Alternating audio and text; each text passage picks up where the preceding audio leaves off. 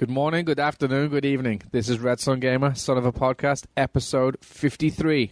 We got a full house today. In the house we have Cheesy. Hello. Hey, you good? I think so. Think so. We have in Nagasaki, we have Elliot. Sashiburi. Hello? Sashiburi ne. Yeah, long time no speak. Seriously. Welcome back, sir. We have Eric in Nara. Hello. You good? As good as ever. Excellent. And in Tokyo, we have our special friend, Mr. DCharlie. Hey. Hi there, guys. You good? Nice to be here. Yeah, good. Bouncing. Yeah, we should be after what you've just listened to, Eric. Google Fight. Priorities only. Yeah.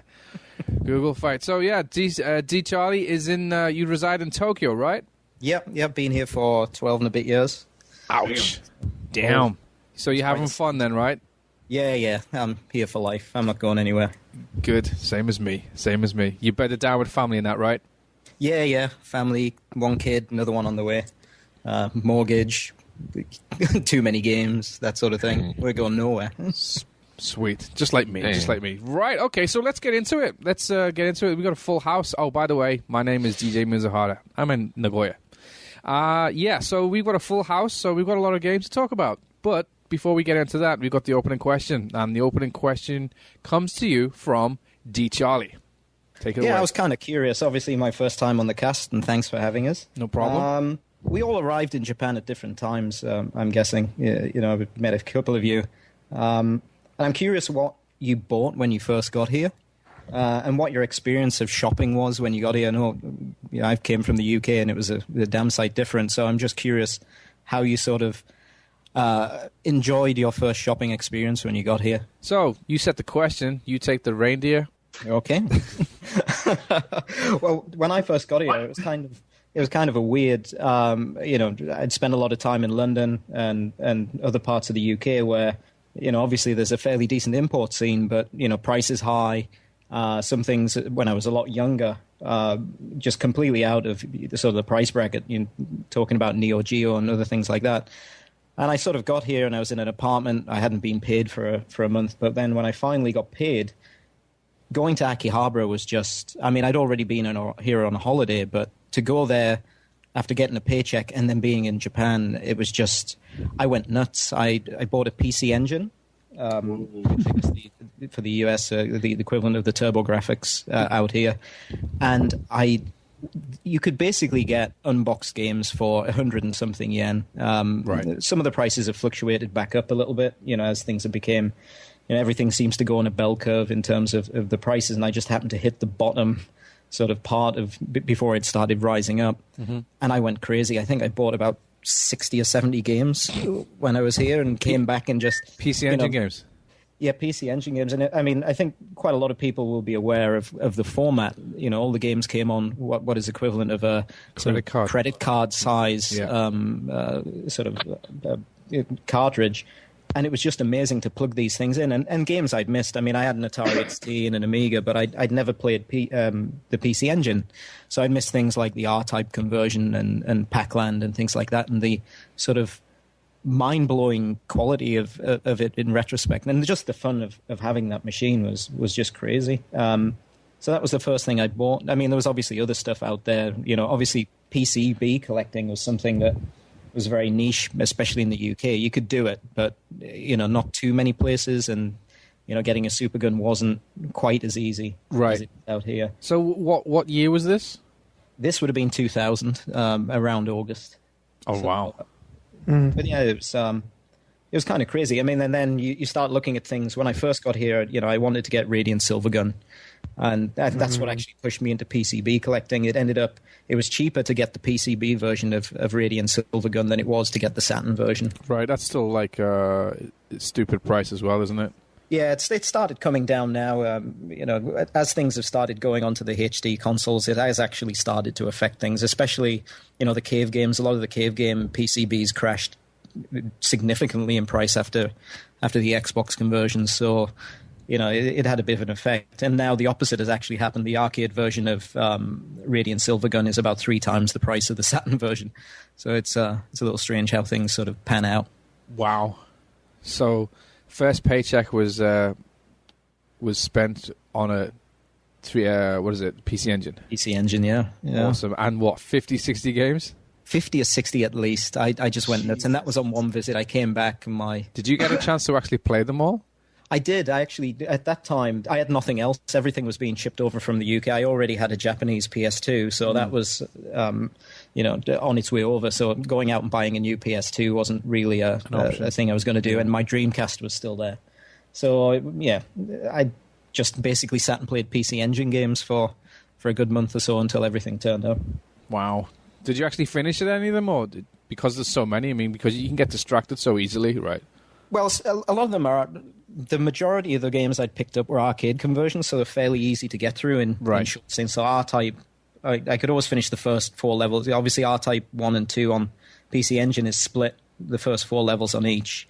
And I always struggle on the back the back legs of R-Type. So R-Type 2 I could never do. R-Type 1 was fine. Pac-Land obviously keeps going and going. But, I got through a fair few of them. It's, back then it was a little bit easier to do, but... Nice. It was good. That's pretty awesome. Cheesy, how about yourself? Yeah, the first time I got to Japan was in the summer of 2002.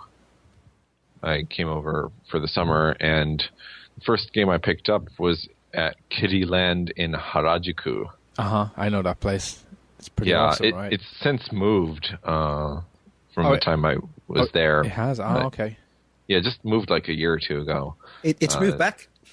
It's moved back onto the main street now? Yeah, I found out a couple of days ago. I was down that way. Really? Had they just lost too much foot traffic?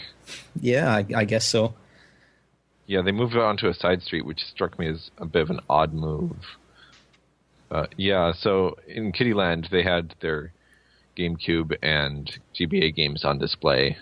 And I was, just taking lots of pictures. And I picked up a brand new release, Rockman Zero, on the GBA. Nice. It cost 4,400 yen. Because it was brand new. Right. You were already addicted to the Rockman series by that time, right? Oh, yeah. I'd been a long time fan. I'd been following the series. Okay. Since Mega Man 3. So this was something that was only in Japan, only available in Japan? Thus far, yeah. Right. If memory serves correctly. So when it comes down to that, it doesn't matter what the price is, right? You normally just grab it anyway because you know you can't get it in the States. Yeah, my memory's a little hazy as to what the actual release dates were, but yeah, I was excited to make my first game purchase in Japan. So what was that your first game purchase as a person living in Japan, or was that just a vacation? That was just a vacation. So what was your first as living in Japan? Like this is your home now. So what was the first game or console that you bought being a resident of Japan? Living in Japan, gee. Moving to Japan was kind of a two-step process. I came over summer of 2008 to study Japanese and look for my next job. And then I found it, went back to America to wait for my visa, then came back again to stay. And that was like in November 2008. So this is already 4 years ago. Let's see, what did I get in 2008? I really don't remember. Okay, well, while you try and remember what you bought, Elliot, what was your first purchase as a resident of Japan?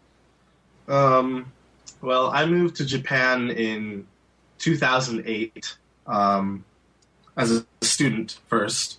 And the first purchase I made was at a big camera right next to Kyoto Station.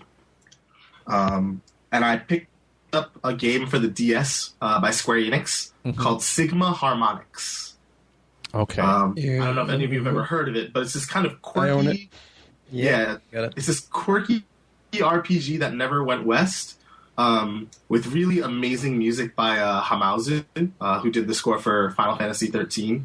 And at the time, my Japanese wasn't good enough to play through comfortably, but I remember just being really proud of that purchase for some reason, because it's, this game I had never heard of before. It's a Square Enix RPG. I was so excited. But I guess the more meaningful purchase that I made maybe a week later, I went to Osaka for the first time with my friends, and we went to Den Town, which is, I believe we've talked about it on the show before, but it's basically Osaka's equivalent of Akihabara. And we went to Super Potato. Uh-huh. And I bought, for a total of 800 yen, I bought a boxed copy with instruction manual of Chrono Trigger and Final Fantasy VI for the Super Famicom. Wow. And that was just mind-blowing to me. You know, that was so cheap and in such good condition. Yeah, it's surprising how good of condition like some second-hand games are in Japan, or even consoles as well. To be honest, sometimes you pick stuff up, it's second-hand, but it looks like it's brand new. It looks like the person who had it before you had never used it. Exactly, and that copy of Final Fantasy VI went on to be one of my most prized gaming possessions because in 2009, after I came back from studying abroad, I had it signed by Nobuo Uematsu. Yeah, I remember you saying that. So, yeah. That's pretty awesome. That's pretty cool. Okay, Eric. Hello. Hello, yes. sir. What was yours? I came to Japan in 2007. Okay. Yeah, August 2007.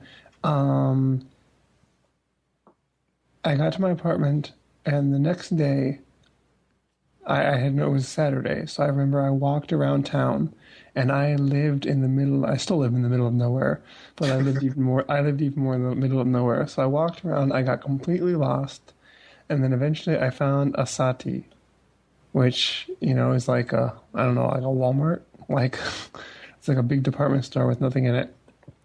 Then I wandered around it for a while, found the video game section, and then I bought Legend of Zelda: Phantom Hourglass. Ooh, I get. So that was your very first. What about your console, though? Console? Yeah. That's right. I didn't have a PS3 or a 360, so I went to Osaka intending. I had a Wii. I brought a Wii from the States, so I was like, I'm going to buy a PS3 or a 360. So I go to Osaka. I'm looking around. And then I came home with a Japanese Wii. Why? So I could play Japanese Wii games. But you can play Japanese Wii games on a US Wii, right? If you modify it. If you hack, I didn't do that though. So I bought a Japanese Wii. Right. Okay. Yep. No problem. Cool. Alrighty. So I guess that just leaves me then. I arrived September 2005.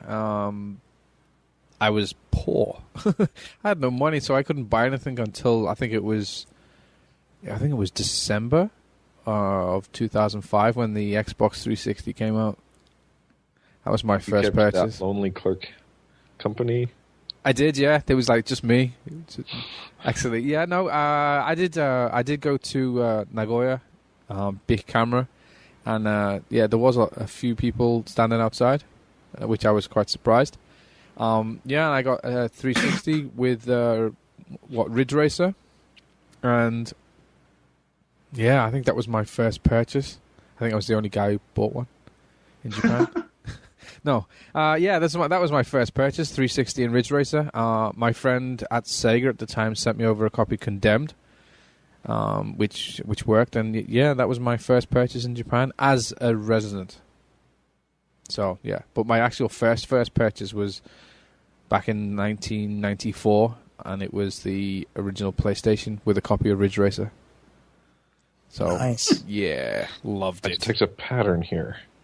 Yeah, seriously. What Ridge Racer? Ridge Racer. Yeah. Ridge Racer's awesome, man.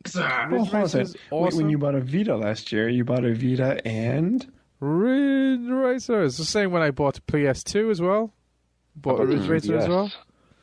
Of course, you've got to buy a Ridge Racer. It's the law. It's the law, right? It's tradition. Yeah, Japanese law. Exactly. So that's why I was quite upset when the Wii came out. There was no Ridge Racer on the Wii and the Wii U. Yeah, I thought you were going to wait on the Wii U until it got Ridge Racer. No, it's got shiny tech, man. I can't not buy it, right? Yeah. Shiny tech. Anyways, let's move on. Let's get into the games. Games. What have we been playing? So, I see that a lot of people have got a Wii U. What? Everyone bought Wii U's, right? Didn't we say we weren't going to get Wii U's? Yeah, we did, right? Everyone was like, I ain't going to buy one of them. It's too expensive, right? I think Cheesy was about the only guy who was like, yeah, no, I'm going to get one. I'm getting one. So show of hands, who bought a Wii U? Me. My hands is realized. Me. I have my hand up. Yeah. Charlie? Yep. Yeah. Hold on a second. Am I the only one that bought a basic, though? Yep. Yep. Yep. Okay. Yeah. Okay. You bought a basic, but I mean, I don't think there's any problem with that because... Just a lot of shame. Yeah, No, I actually prefer the white one because the black one is just like a fingerprint magnet. When are you going to touch it, though, really? I mean, I do you touched jump mine. with your Surprised. Wii U? I touch my Wii every day. night. The pad is just as bad, right? Yeah. And mine's It is. covered in. Mm-hmm. I look like I've just invited a homeless person into my house and he just like molested my pad. Wow. I call that Saturday night. Yeah. No, it's disgusting, man. Because it's shiny black plastic on the front and then matte at the back. I prefer the matte because it doesn't show fingerprints. You know, it's just it just reminds me of like some crime scene on CSI. There's fingerprints everywhere. Yeah. So you bought the white one, right? So that's not a problem. Did you? I mean, I was thinking of getting the white one as well because I had a pre-ordered the Monster Hunter bundle, and I don't know, on Twitter I was going, I'm going to get it, I'm not going to get it, I'm going to get it, I'm not going to get it. I want a basic set. I was back and forth. I was like a yo-yo. I don't know. And then like it came and like it was launch day, and I was like, screw it. And I don't know why. I just got the Monster Hunter set. I still don't understand why I got it. I really don't, honest, because the premium set, I'm not really gonna. I'm not gonna download one game because, like, if it breaks, it's not like it's not. What about all those nifty? What about all those nifty Japanese indie games that you can buy off the eShop? Yeah. There's nothing on the eShop at the moment. No. There's apps. There's a YouTube app which crashes every 5 minutes. Yes. And Hulu, which I use quite often actually. So yeah, that's about it. Nico. Yeah, I never use that. Yeah, me neither. Yeah, It's kind of weird. I'd seen all these stories about the locks, and I didn't see anything. And in fact, my update process was like 20 minutes. I was like, what? Yeah. What the hell? And then I tried to go into YouTube and just hard lock twice. I was like, okay, everything else has been fine, but YouTube? So, a bit weird. Yeah, it's a bit weird, right? I haven't actually had a single lock yet. I've used it, so I'm pretty surprised. Right, no, mine's locked up 3 or 4 times now. It's I hate pulling the power, you know, because you just think, yeah, I'm gonna brick it. It's gonna get bricked, you know. And it's just like I don't want to. Anyways, let's talk about the games. So it seems to me that there's a bit of a killer app going around at the moment called Karaoke U. What? What? I think if someone had told me... If someone had told me before this had launched that I'd be sitting playing karaoke more than anything, I'd have just laughed and said, well, I'm not going to buy it. But that's exactly what's happened. You know, it's karaoke. I mean, obviously, if you live in Japan, you know, you go out and you go to the various karaoke joints once in a while, and it's all good fun. But then, you know, we already had the PS3 equivalent of this app, but it's a bit clunky and it doesn't really replicate what happens when you go to karaoke. Yeah. You know, you've got your little pad, you're sort of searching for songs. But the Wii version is much more akin to what you do when you go to these places. And, you know, I've just sat there going through like song after song, just playing away. And then you find out about the scoring mode. And then you can go online and then you're ranking against people you know. And, you know, you can see someone sang this. Well, I'm going to try it and I'm going to see if I can better them. It becomes pretty addictive pretty quickly. I'm going to be competing against DCharlie at Pink Floyd songs. Yeah. It's going to be awesome. Yeah. That's quite awesome. I was actually shocked as well because I broke down and got 90 days worth. Yeah, me too. Yeah, same. How much is that? 2,000 yen. Ooh. Because I think there's the Xbox app that's just came out, and the pricing was just ridiculous, like so much more expensive. So, I mean, and the price for the PS3 and the Wii version are exactly the same. But just the Wii, the implementation of the Wii version is just vastly superior. It's because of the second screen, right? Yeah, the second screen, and it's kind of weird.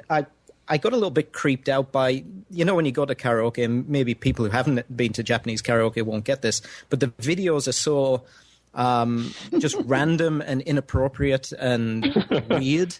And it's just the same 4 or 5 videos and you're singing and it just starts to get a bit creepy. Because there's one where it's like a guy and a girl and it's just so stalker-tastic. It's just like every time you see it, it's like you die a little bit inside. Yeah. So I mean, the real memes are... karaoke, then. We need some more variety in those videos. But the Mii's sort of give it a softer edge, and it all works. I mean, there's a couple of issues with it that a few people have mentioned, where some of the timing does seem a little bit out. Yeah, I've noticed that. My timing's totally off. Yeah.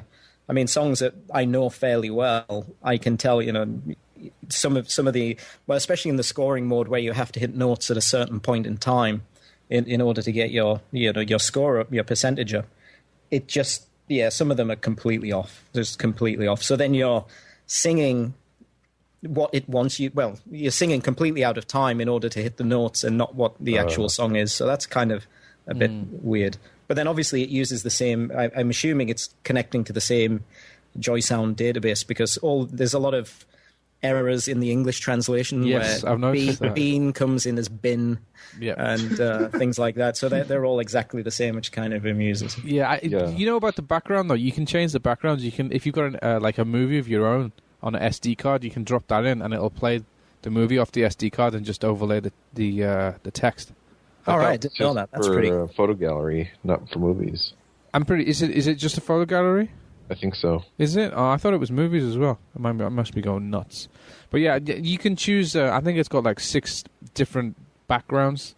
You can choose. Like, there's. I think the default one sets you off in a music studio. Mm-hmm. Yeah, and your little character's got his headphones on and he's singing into the mic. It's pretty cool. Then you've got other ones as well, creepy dancing ones, and there's one where there's like a stage show and there's like you got a whole crowd and look like they've all got lightsabers. Yeah, the glow sticks. Yeah, glow sticks. Yeah, they got glow sticks, but they look like lightsabers. So yeah, there's a load of Jedis singing with you. It's great. Just waiting for the Ewoks to come on. Those Mii's are pulled from your system if available. Yeah, they pull the Wii's from the Mii's from the system as well. Yeah, so. Yeah, I was surprised by the app itself, but as I said, my timing, I don't know, it seems to be way off. And because I run everything through a capture card and a sound mixing desk, everything's way off. It's like over a second off, so I can't like sing properly at all. I'm going to have to unhook everything. So I don't really want to do that. It's a bit weird. Anyways, yeah. So, Elliot, you didn't get this, did you? No, I didn't even cross my mind. Why not? You don't want to like piss your neighbors off? That's a big part of it. And I don't really enjoy karaoke on my own too much. So, I don't know, it just never crossed my mind. Okay. Eric? Yeah, it's mostly a neighbor thing. I've got like both sides neighbors, but like even one with like little kids and stuff, so... And little baby of my own, so my game time is during the day. You couldn't use it during the day. Yeah, my game time is at night. So Right. I love music and karaoke. But so I really want. I would try it. But Christmas time is coming. Can you not like sing with the family? That's I can try that. That's why I bought. That's why I bought it. So like the family can just get round together and just like sing together like during Christmas time. Yeah, I might get a month soon when winter break starts. Yeah, true. Winter break comes soon. So I was thinking like the PS3 version, like because you were saying before, like the disconnect, because obviously the Wii U has the extra screen. It would be nice if they integrated like the Vita as that second screen, because it's a touch screen as well, right? Yeah, it'd be cool if they could do that. I don't know. Yeah, it's just. I mean, it isn't just that. I mean, obviously. The actual Sony interface looks really slick, but it just doesn't hang together so well, and it's a little clunky. You have to sort of, I don't know, you're stacking up things. It doesn't quite, it's not, how can I even put it? It doesn't flow that well. You know, right. It's clunky. It keeps going back to certain menus, and I mean, it sounds like something very trivial, but both applications in the end of the day are free. You're just paying for the time, so they're both worth a shot.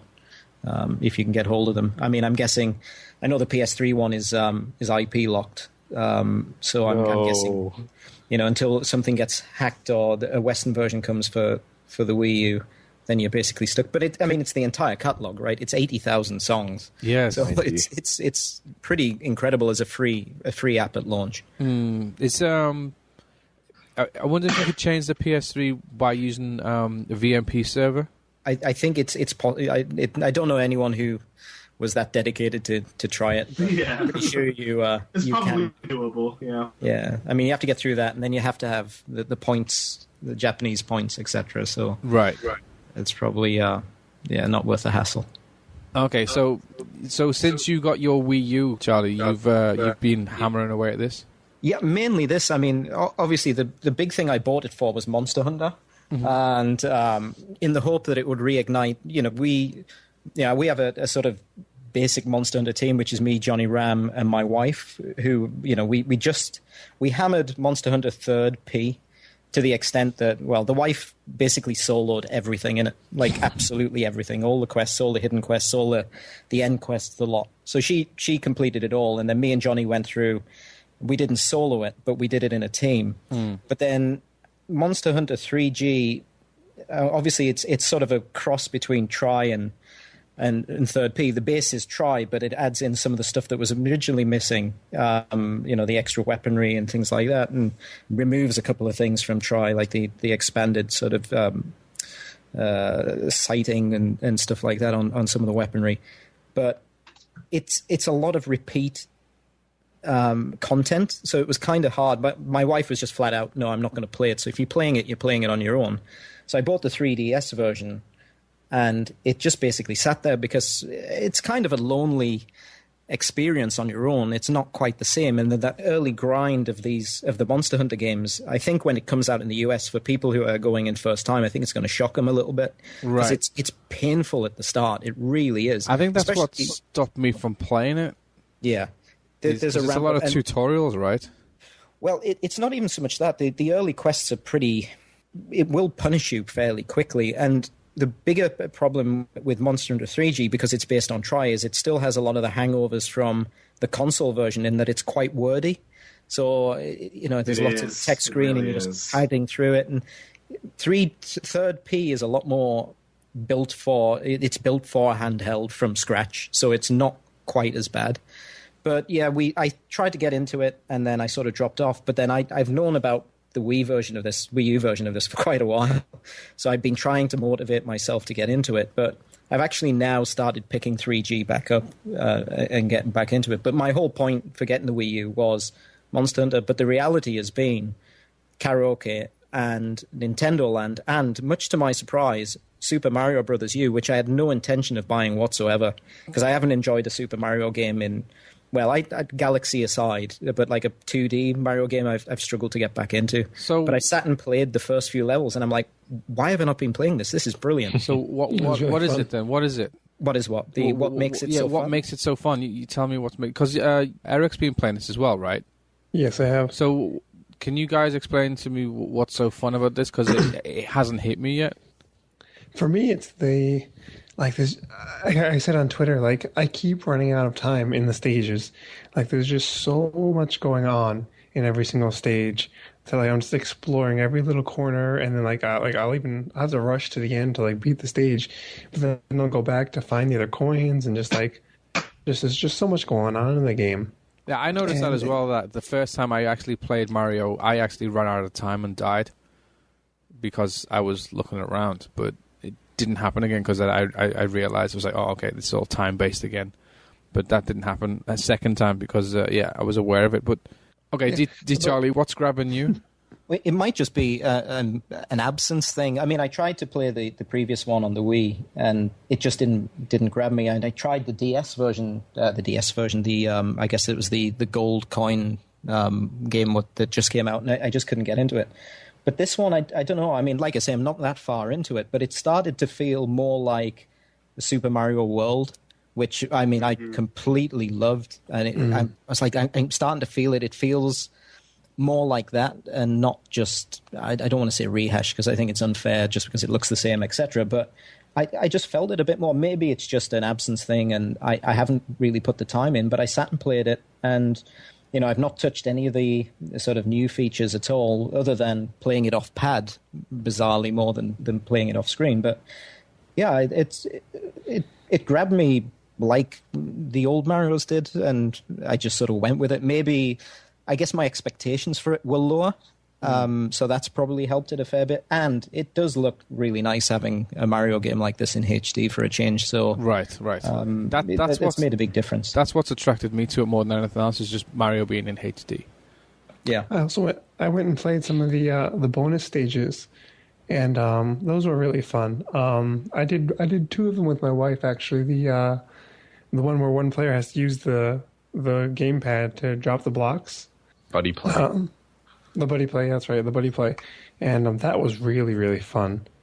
There's just like one really hard-looking stage where you had to drop the blocks at the right time so you could jump around to avoid the piranha peats, I think they're called, and get to the end, and like that was fun.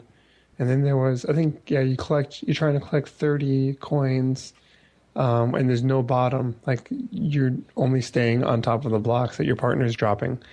And it was really, really fun. Like, we played that for like a good 45 minutes, almost an hour. And that was just a real blast to play. And then the other ones, they're single player, but like the time, to collect as many coins as you can in a short time, or go throughout the stage without collecting any coins and stuff like that. Those were really fun to play. So, Elliot, did you pick up Mario at all? No, I didn't actually. I was considering it, but I have no money, so. Fair enough. Okay, cool. So, Cheesy, have you got any further in Super Mario? A little bit. My wife is insisting that we play it together first, so my progress has been limited. Okay, how about Nintendo Land? Nintendo Land, I have only been able to play single player so far. Yeah, me too. But I'm still having a blast with it, though. I didn't expect me to have so much fun with it. Yeah, I was really shocked that Donkey Kong Crash Course was so difficult. Yeah, right? Yeah. I mean, I was expecting this to be a cakewalk, right? Yeah, me too. And yet, then it's impossible. It's some of the things I didn't realize that you were meant to do, like blow into the mic and stuff. Like, like WarioWare? Yeah. Where you have to blow into the mic.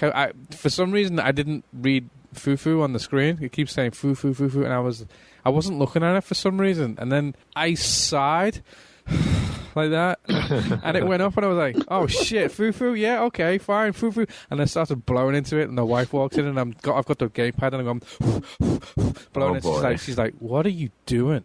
So she looked at me and is like, gamers, and then she just walked away again.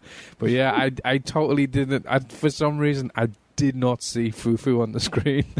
Oh no! Yeah, I actually drew a picture on Miiverse of a very difficult part of Donkey Kong Crash Course where you have to jump with your machine along these sloped surfaces consecutively.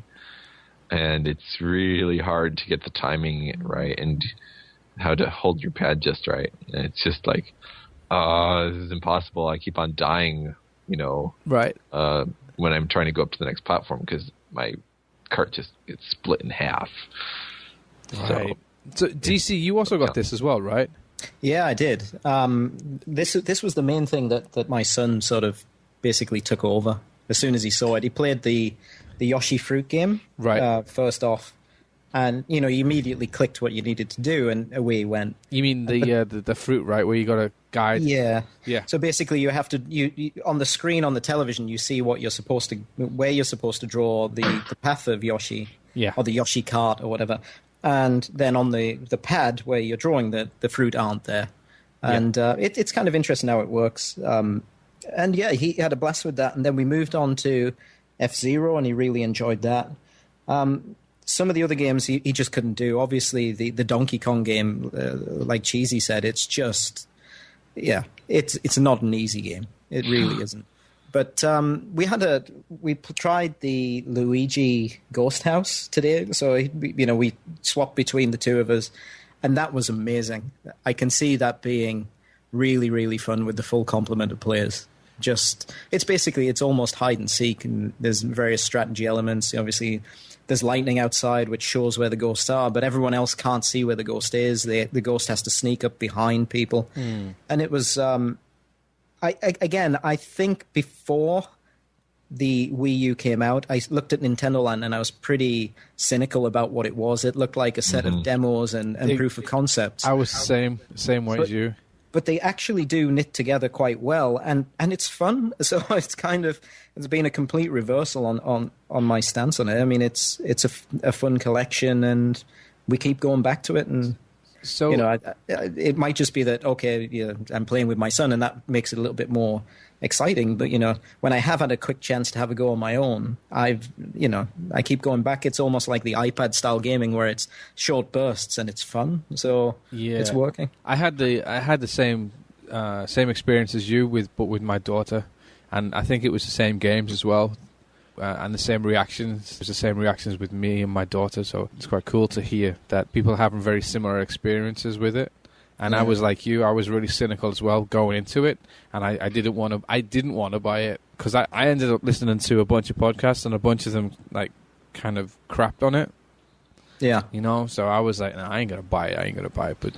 But as I said, I bought Zombie U and found out that it was only in Japanese, and I didn't want to play it all entirely in Japanese. So I went back to the store, traded it in, and got Nintendo Land for obviously not paying any money for it. So yeah, the big thing with it as well is it's actually, I mean, I think Rab from Consulvania had mentioned it on his Twitter feed that he after playing Nintendo Land, and again I saw this, and I'm a big fan of Rab, but I didn't quite get it until I've played it myself. He was like, now I'm desperate to get people around so I can play it with 5 players.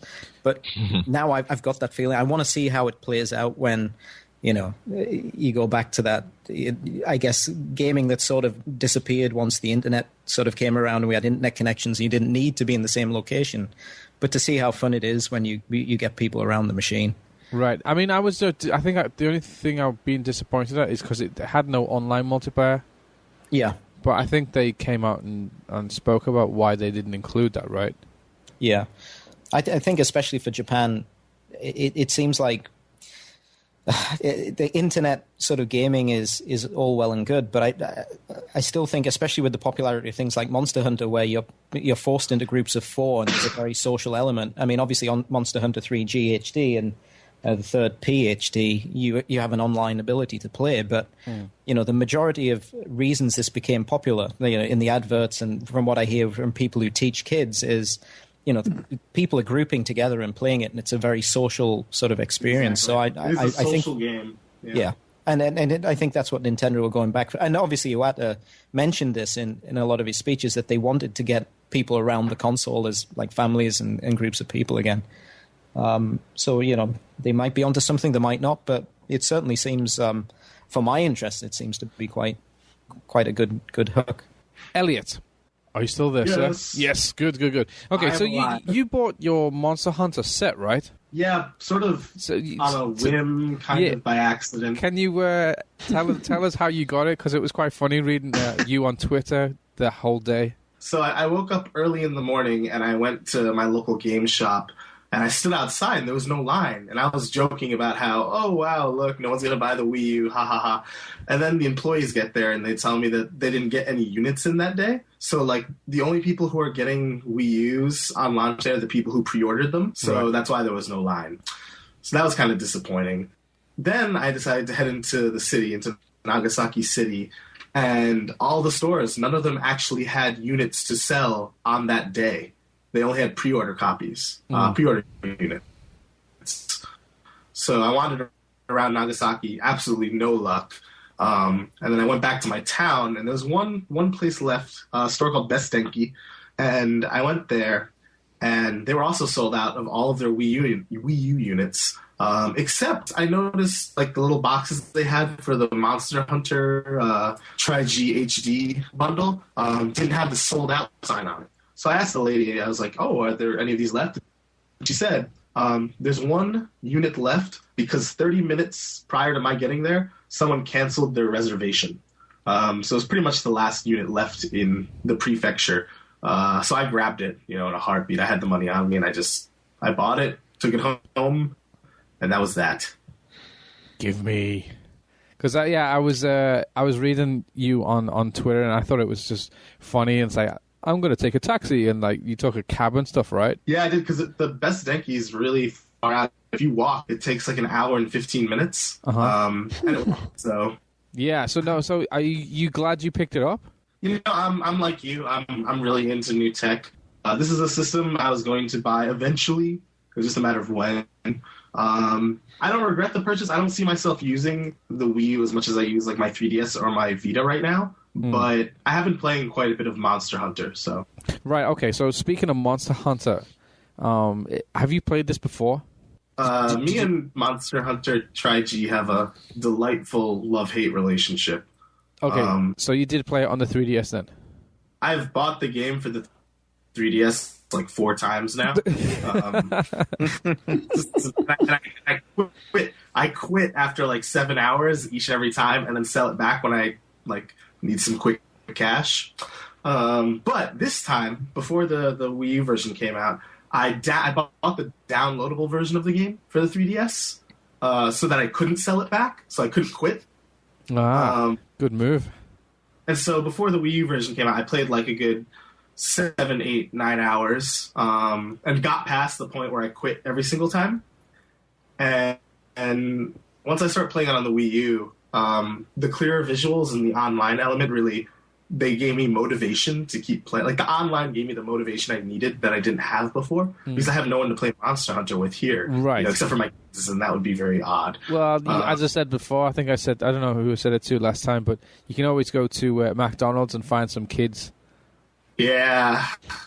Yeah, no.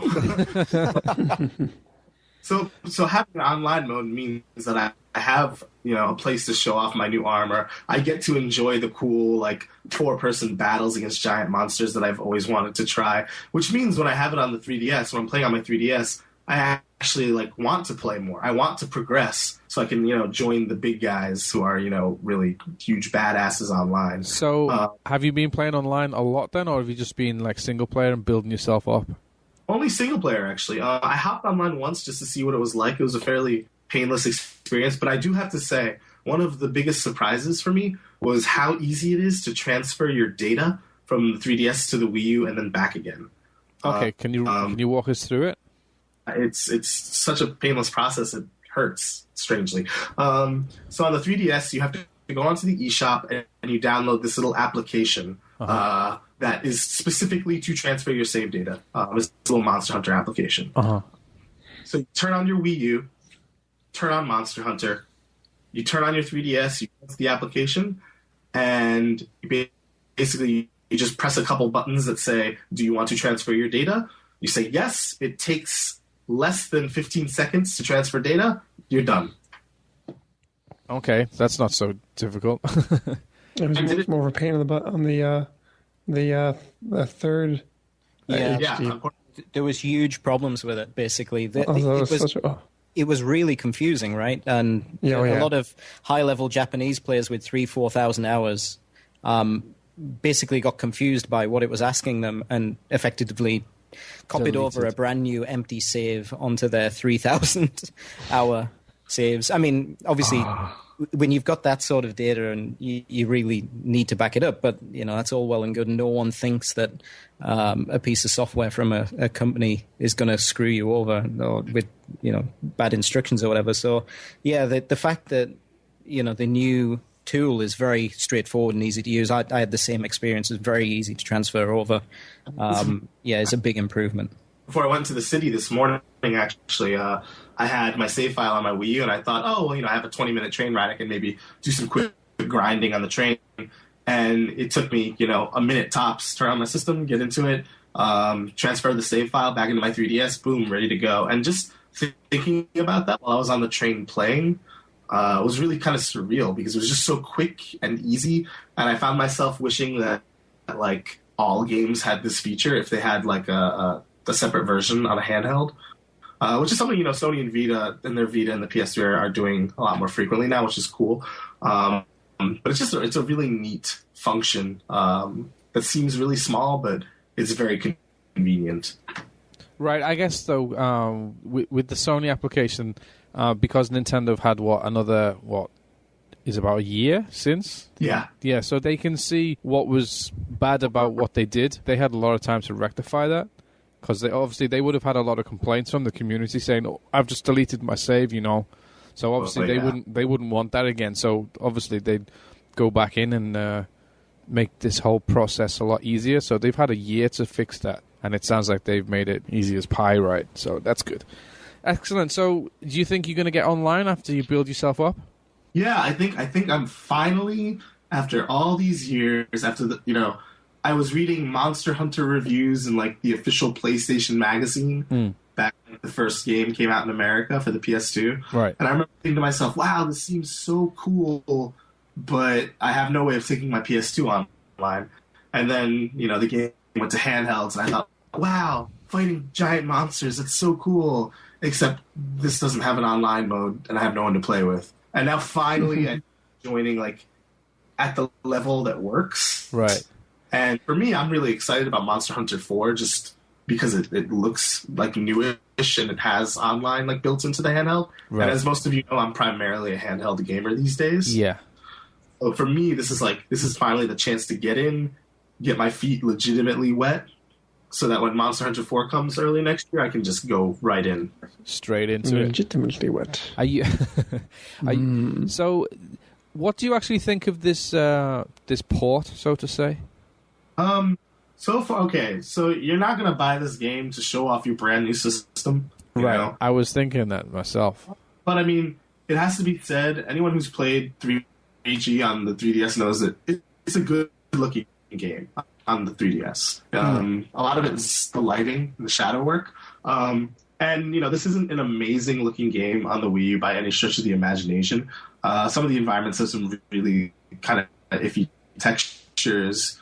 The skybox is really nice. But really, the standout thing about this port is how good the monsters look, particularly like the bigger wyverns and such. Just the way the light bounces off the different parts of their body. Their animations are as good as they ever were. And it's just nice, crisp HD, you know what I mean? And part of that, too, is the sound effects and the music and how booming and crazy it is. It really just adds to everything. But I felt it, especially today, playing on my 3DS. I missed the grander scale of the Wii U version. Can you go back and forth from the Wii U to the 3DS and then back from the 3DS back to the Wii U? Can you do that? I did that today, like 2 times.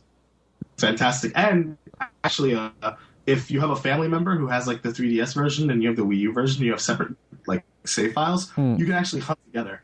So someone could be sitting on the couch with their 3DS, hunting with you while you play on your Wii U. No way? Yeah. It doesn't work over online, but... It's okay. That's pretty smart. It's very cool. I mean, it's not a feature I'll ever use, but... So, DC, what do you think of this, the Monster Hunter port? I mean, today is the only time I've had to play it, and I only had a very quick sort of drop in. Pretty much the same as what Elliot said. I mean, it looks... it's kind of... I've always had this dream that eventually we'll get a fully fledged HD Monster Hunter. So, I mean, this is as good as we're going to get. It seems probably indefinitely, but, you never know. The only thing that I was a little bit... not disappointed, but I noticed that the frame rate in certain areas really, it's smooth in some areas, but not in others, where it seems to be like juddering every couple of frames. Now, I don't know if that's just my Wii U or something weird about what was going on, but I could see like a micro stutter every now and again, and it was just in certain areas. I mean, I went from one of the flooded areas into the next one, and it was perfectly fine again.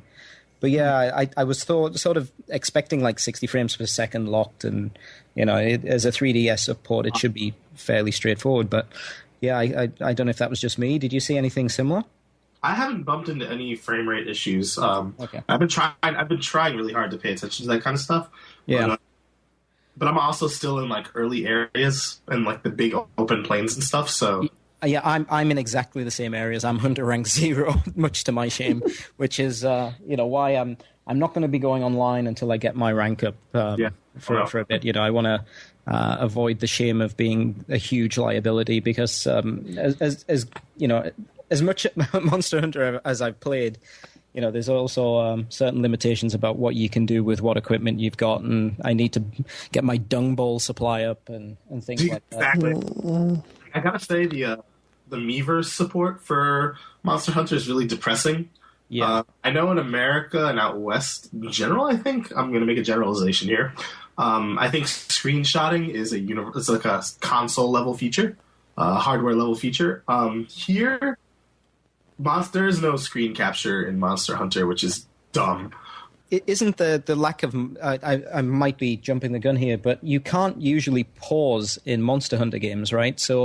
And you have to pause to do the screen capture, right? Oh, that's true. That's a good point. I think so. So it might be something to do with that, so that if I mean...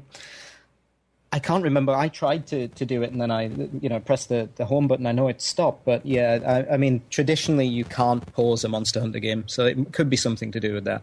I mean, I'm just a little disappointed that there isn't better Miiverse integration in general in the Monster Hunter. This is just non-existent. But I guess at the same time, this is a port of a 3DS game, so maybe if they make an original Monster Hunter for the Wii U, we can expect that kind of stuff, but... Yeah. I mean, that's what I've got my fingers crossed for. To implement stuff that wasn't written for it originally, that's going to take a long time, if ever. They did it with the online, but this is also just kind of a quick, like, hey, look, Monster Hunter at launch, good? Okay, good.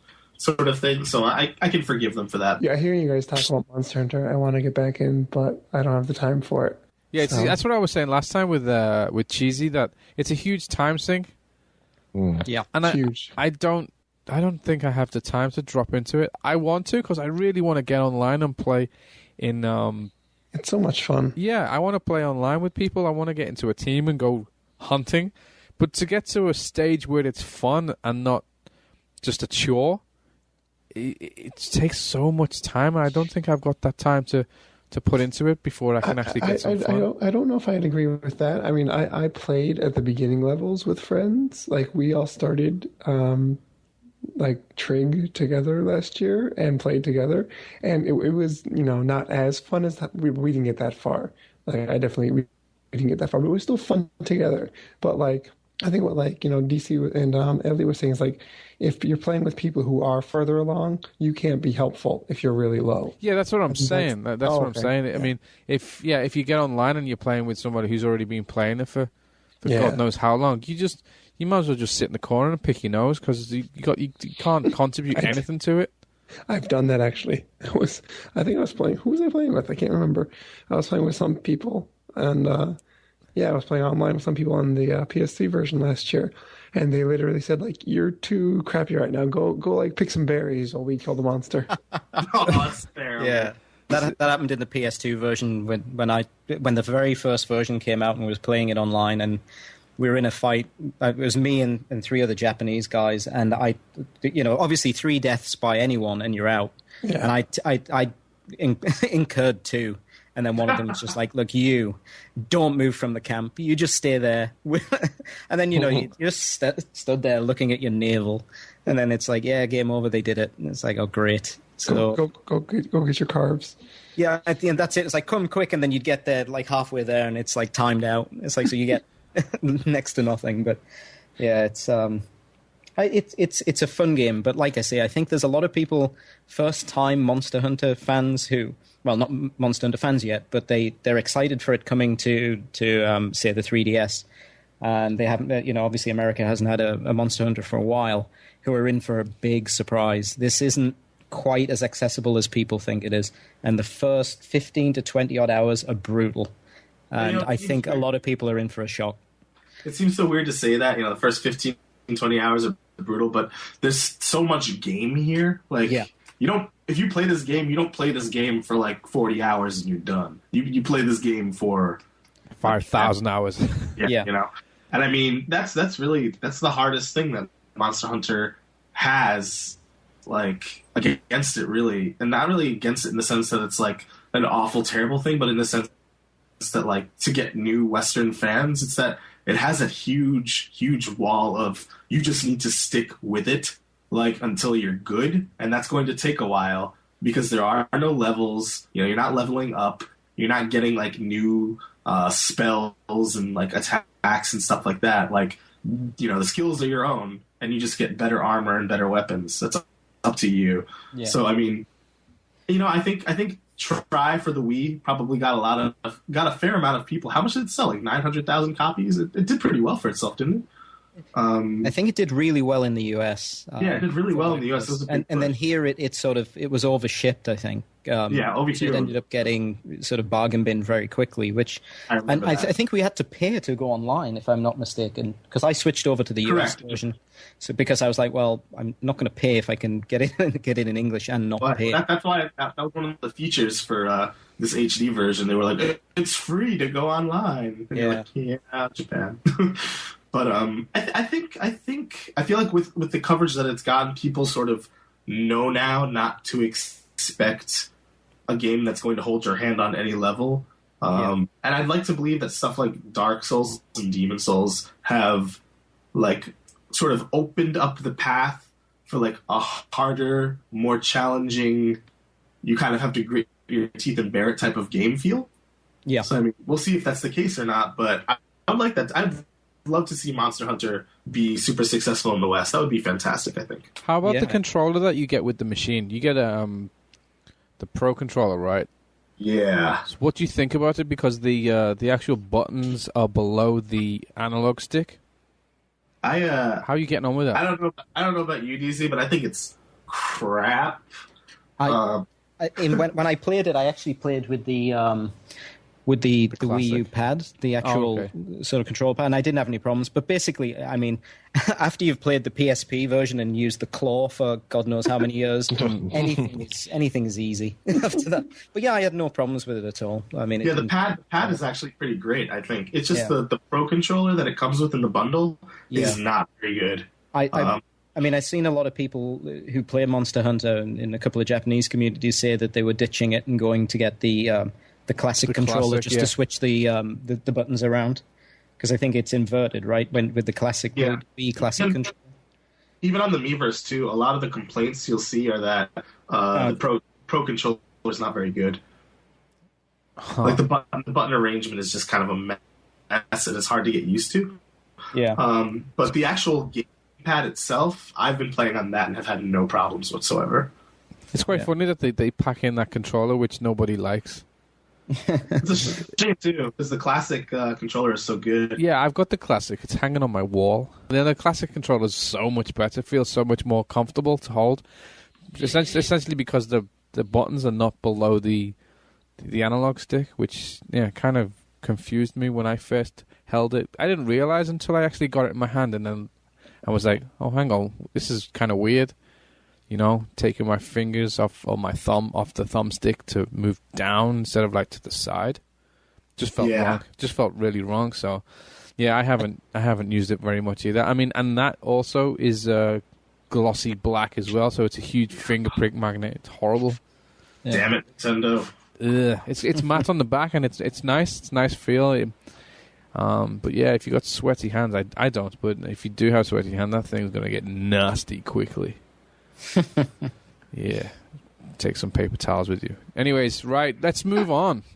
Let's move on to a game that 3 of you guys are playing or have finished. Bravely Default on the 3DS. Yeah! Bravely Default. I remember when this came out, and I remember Elliot's Twitter feed just blew up. It was on and on and on. It was just about Bravely Default for 4 or 5 days. I think it might have been more of like a month, actually. Really? No, I mean, this was intense. It was like every 10 minutes, it was like another big update. Good. I just my actual written published review went live a couple days ago, and it's huge because there's just so much to talk about with that game. Okay, so 3 of you got it. So it was yourself. It was Elliot, Eric, and Cheesy. You guys want to get all hot and sweaty about this game then? All right. Eric's already got his pants off. I'm just not wearing clothes. Oh, okay. TMI. NMI? NEI? But I've completed the game, so where are you fellas at? I'm in chapter 5 right now. Chapter 3. What is chapter 5? Or what do you mean chapter 5? Is that how many chapters are in it? How many chapters are in it? Spoilers. That's a pretty big spoiler, actually. Okay, so I mean, give them a percentage then. Is that bad? Chapter 5, I would say you are 75-80% done with the game. Okay. So and how long have you been playing this for? If you're that far through, I'm sorry. how long have you been playing this game for? It, and you're on chapter 5. Hold on a second. I will load up my save right now. Okay, Cheesy, how long have you been playing it for? 25 hours. 25 hours, and you're on chapter 3. Yeah, I feel like I'm halfway through the game. Yeah, I was going to say you're about. Sounds like you're going to be about halfway. Yeah, and I'm taking a break right now. My completion file, I believe. I'm kind of a fast gamer when it comes to RPGs, so you can probably add a few hours onto this. I believe I finished it at 60 hours. Wow. That's nuts. Which is on the long end for me. The very long. DCharlie, didn't you say that your wife finished this? Yeah, I actually bought it, and the very short story is my wife's in hospital, so she was looking for something to play, and she's a hardened sort of gamer, and especially for JRPGs. And I took it onto her, and I mean, me and Eric, Elliot, had shared a couple of stories where she was playing through it, and she'd said, there's a couple of twists, but easy to telegraph. But then by the end, it was just like, holy shit, one twist after the other, and she loved it. But she finished it, and again, I don't know the ins and outs. I played it for about an hour or so. The art was beautiful, and it was something I mean to go back to. But she finished it. As far as she was concerned, she'd got all the. I think there's multiple endings. She'd got all the endings. She'd been through all these secret dungeons. She'd maxed out every level of every character, including the hidden characters and the hidden job classes or whatever. So now the extra pressure was, well, I want to play it. But in order to do that, I think I have to delete her save. Yeah. So she's kind of like, you delete my save and don't finish this game, I'm going to kill you. So I'm kind of edging away from it. But it's from what I played of it, I mean, it's beautiful. The art is absolutely gorgeous. Mm-hmm. It's really, really amazing. So how many hours did she put into it to complete it, like everything? I'll have to ask. I mean, she's crazy. She will, literally just grind through these sort of games. So I mean, I can remember, we first met, and it was one of the Tactics Ogre games. She finished that on a Golden Week. She spent the entire Golden Week, and it was every ending, every character, everything. And then at the end of it, she said it was awful. What is wrong with you? So yeah, excellent. So Eric, how many hours did you put into it? I'm on 74 hours right now. Wow. And he's gonna finish it over 100 hours for sure. Okay. So Cheesy's got 25. Yeah, I'm taking a break from it right now. Okay. So okay, guys, get all hot and sweaty. Oh my god, I'm loving this so much. I mean, like. Oh, okay. Okay, what do you guys like best about it, though? What's the big hook? What's the draw? I love the villains in this game. They're just they're just such good villains. I mean, like, I know this is the Steins Gate guy, and like, at the beginning of the game, I couldn't really feel it that it was him. Like, it felt kind of very like old Final Fantasy, like almost a little too cliche. Yeah, and like almost generic in a way. Yeah, and then the villains slowly came in, and like the first few villains were, they had that same, like, traditional feeling. But then they got a little bit more and more, like, unique, let's say. And, like, there were just a few of them, like, when they were talking and when they were doing things, it was just, like there were some, like, shivers down my spine moments. And, like, I'm like, ooh, like, these guys are, like, these are villains. And so I really like the villains in the game, as far as the story. Just to add on to that, too, there are so many villains. Like, that's true. There is just a huge number, and they all have really cool designs. They have really distinct personalities, and it makes you look forward to boss fights with them because they're just so cool. But another thing on top of that, like you were saying, there were moments where it sends shivers down your spine. This is actually a much, much darker game than I think people are expecting. Bravely Default is a very cheerful, kind of cool-looking storybook type game. It is also very, very dark and at times depressing. Okay, man. And at some points more mature than anything Square Enix has released in quite some time. Watch. Like if I say something to Elliot, like Elliot, boss fight. All right, remember, think a little bit. Ready? Summoner boss fight. Oh, Jesus! Exactly.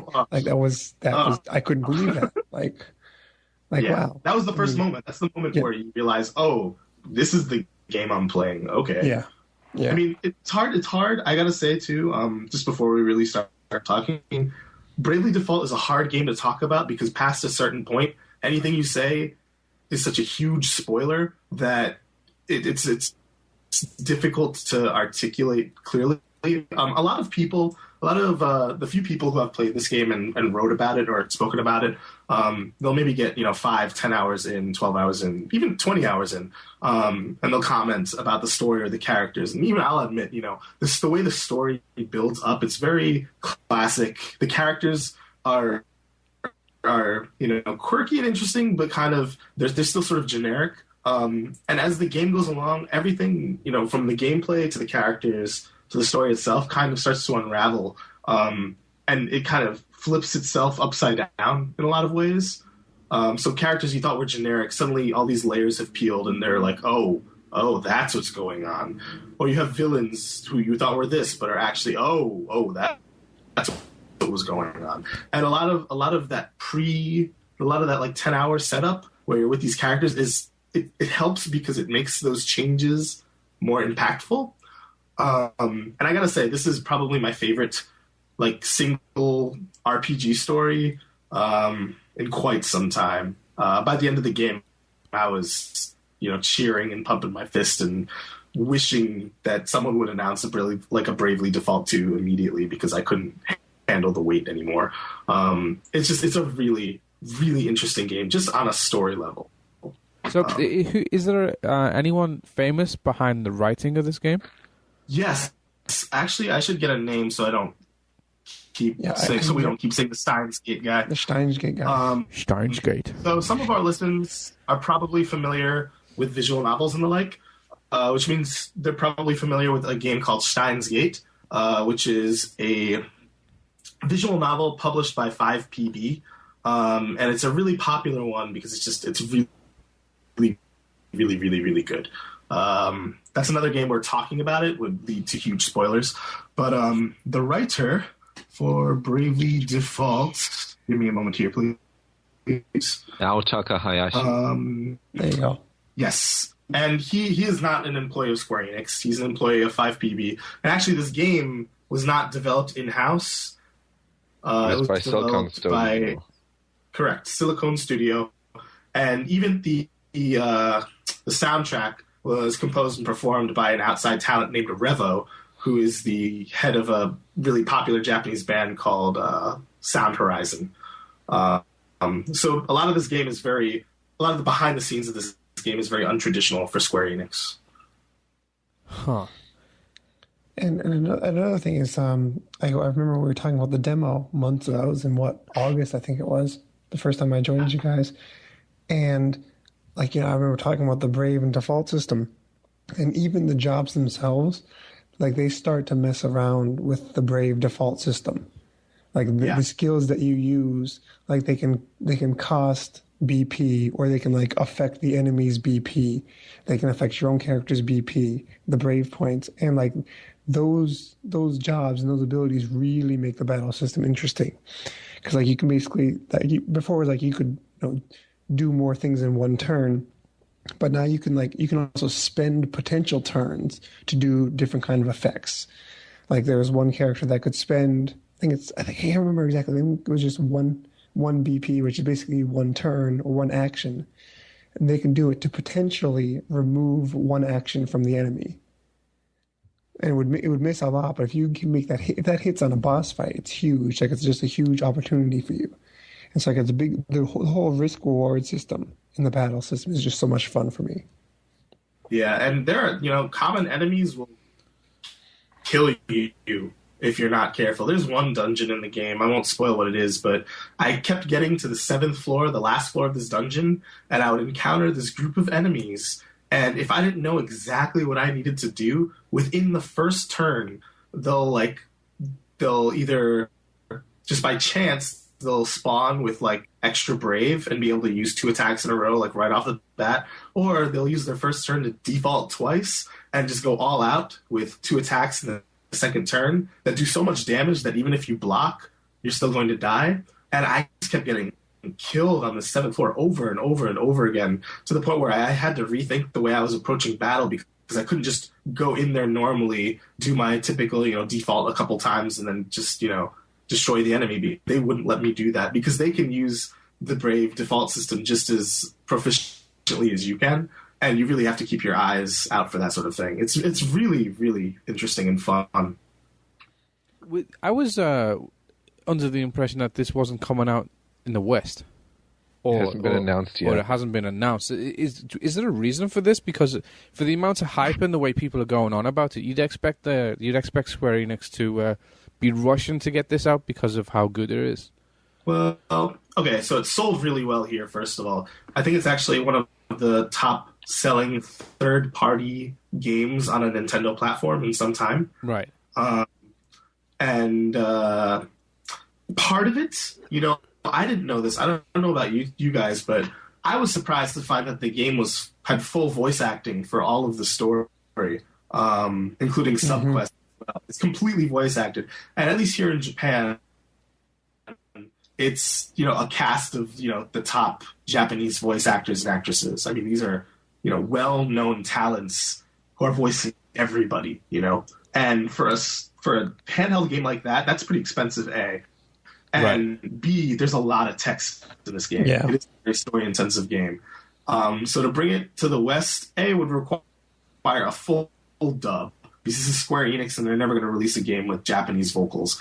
And B, translation of all of that text for a 3DS game. And, the 3DS isn't exactly, making huge waves out West. So I can't imagine they're super enthusiastic about publishing a non-Final Fantasy game in the West and spending all that money on localization. I don't know. The chances seem kind of not so good to me, but... That's a shame. It is. It sounds like a real shame, because, everyone I know who's played it, they just rave about it. And games like this deserve a platform and deserve to be put out. When you consider the crap that does get translated, I don't know, just iOS games or whatever, Mobage or Gree games, that just those type of things that just get thrown out there. Yet these games that are worth something to people and get great reviews, and people just say, I can't get enough of it, and I keep playing, and I'm already over 100 hours or whatever. They just don't get a chance. Well, let me put it, this is how much I like this game. Like, I'm a huge Final Fantasy fan. Have been for years. And, with the way it's been going, I'm just like, oh, man, Final Fantasy might be gone. Final Fantasy might be dead. And playing Bravely Default... You're okay with that? If Bravely Default became a series, I would be okay with Final Fantasy dying. Yes, Final Fantasy could go away. It could go away if Bravely Default became a series that would continue. I agree. Serious. I would be completely dang. I would be completely I agree. Fine. So, do you agree with that, Cheesy?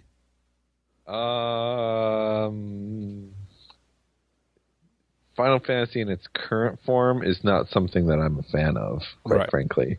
The last Final Fantasy that I really liked was 10. So it's been down for a while. Yeah, it's been getting its ass whooped for a while, right? I say that as a guy who loved Final Fantasy 13. I love Final Fantasy 13 too. I love these ones. Even then, if it were because with Square Enix was saying, if who knows if we're going to make it, blah blah blah blah. If it never made another Final Fantasy, because Bravely Default continued on, I'd be completely fine with it. I love it. That's a bold statement. You're the same with same as Eric, aren't you, Elliot? Oh, I'm completely the same. This is the most fun I've had with a original Square Enix IP since probably The World Ends With You back in 2007. And this is the most fun I've had with one of their RPGs probably since then as well, quite frankly. And I also enjoyed 13 and sort of enjoyed 13 too, but this just kind of takes a crap all over it. And one cool thing that they did, and I don't think anybody else here watched it because it's kind of spoiler filled, but they the producer Asano and a lot of his staff held a special Nico Nico show live a few weeks ago for Bravely Default. And at first I thought it was just going to be like hey, we're going to talk about like behind the scenes stuff that we did. But what they actually ended up doing, it was a question and answer and criticism panel where the staff and the producer and the director sat up at this table with computers and they asked the people on Nico Nico questions. What did they think of this part of the game? What did they want from this part of the game? And they picked up notebooks and pencils and just took notes about what they could have done better and what they should put into like the sequel. Like they were actually doing a live, like criticize our game so that we can have a live discussion about what we could have done better, which I thought was just really, really fascinating just to watch that sort of brainstorming process happen live and be a part of it too. I was asking questions. I was voting in the polls too. They were asking what was the split for genders, like how old are you, what chapter did you hate? What chapter did you love? Like there's just a lot of really good discussion, and they clearly want to make this into a full-blown series. Otherwise, that sort of panel would never have happened. And they directly addressed multiple times that, for our next game, like it's probably not going to be out super soon because, we want to take our time and make it the best we can. But, they're already talking about the sequel. So I would be totally fine with this taking over Final Fantasy, quite frankly. I mean, Cheesy, what have you been really enjoying about the game so far? Like I said last podcast, I really like the world setting, the character design, the artwork for it. The story is really well done. The characters themselves are well thought out and portrayed. I mean, they all have their unique personality quirks. So, I mean, a lot of that's really enjoyable for me, a lot more so than the battle system itself, which has been kind of grating. So I do want to get back into the game and see where the story goes and how the characters develop. So that's really what's been a big draw for me in the game. I see. One problem I did have with it, I don't know if you guys will agree with me or not, but some of the dungeons are pretty short typically, which is really nice. You're never really in a dungeon for too long. I do wish there was a little bit more variation in dungeon design visually. Most often you're like in a castle or you're in a cave. Lots of castles. And the music in the game is really good, but it's like the same dungeon music through most of the game, which is kind of a bummer. There could certainly be more variety. Again, dungeons are so short that you're never really in them long enough to like be angry at them for being kind of generic. And the boss fights at the end of those dungeons typically make up for it because that's the really interesting part. But yeah, I do wish there was more variety in the dungeons for sure. What's really nice about the boss fights is not only are they the villain characters for that part of the story, but also each of the bosses has a certain job type, which after you defeat them is what you acquire the ability to change your job to. So if you defeat the thief boss, you get the thief job after the boss fight, which is really a cool way of adding character abilities, I think.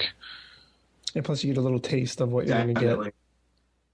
Right. So once you defeat the boss, you get shown this little vignette of all your characters in the party with that job equipped and performing the special moves of that job class. So you can see, exactly what you're going to get when you change to that job.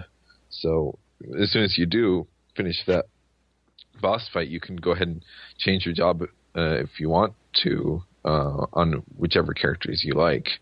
The game does warn you, however, that when you do change jobs, your character's abilities are inhibited until you level up on the new job. So it's best not to change everyone's job to a new one at the same time, because you would then be severely handicapped and easily killed even in a standard enemy fight at that point.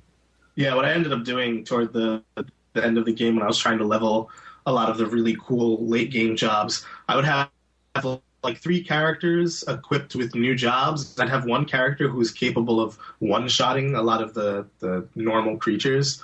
My party typically through most of the game was 2 thieves, a mage, and a Valkyrie.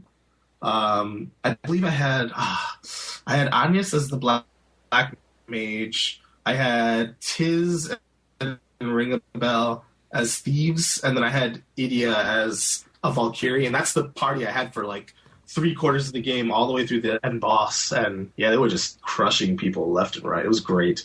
There's so much customization. You can have your own party completely different from anybody else's. Yeah, I've been cycling through jobs constantly. I've always been keeping around someone with the thief skill, because the one thing I did, and one of the reasons why my save file is so long, is that I saved up money and got like the special item that you can get to get double money, and then I use that to get enough money to get the thing that gives you double XP. And so I have like the double XP and double JP item, and ever since I got that, I think that was in chapter 3 that I got that. I've been playing the game without being able to earn any money because I've been getting double XP. Because when you get the double, it cancels out your money. If you get the double money, it cancels out your XP. But I've been playing without money, so I've been needing to steal to keep getting money.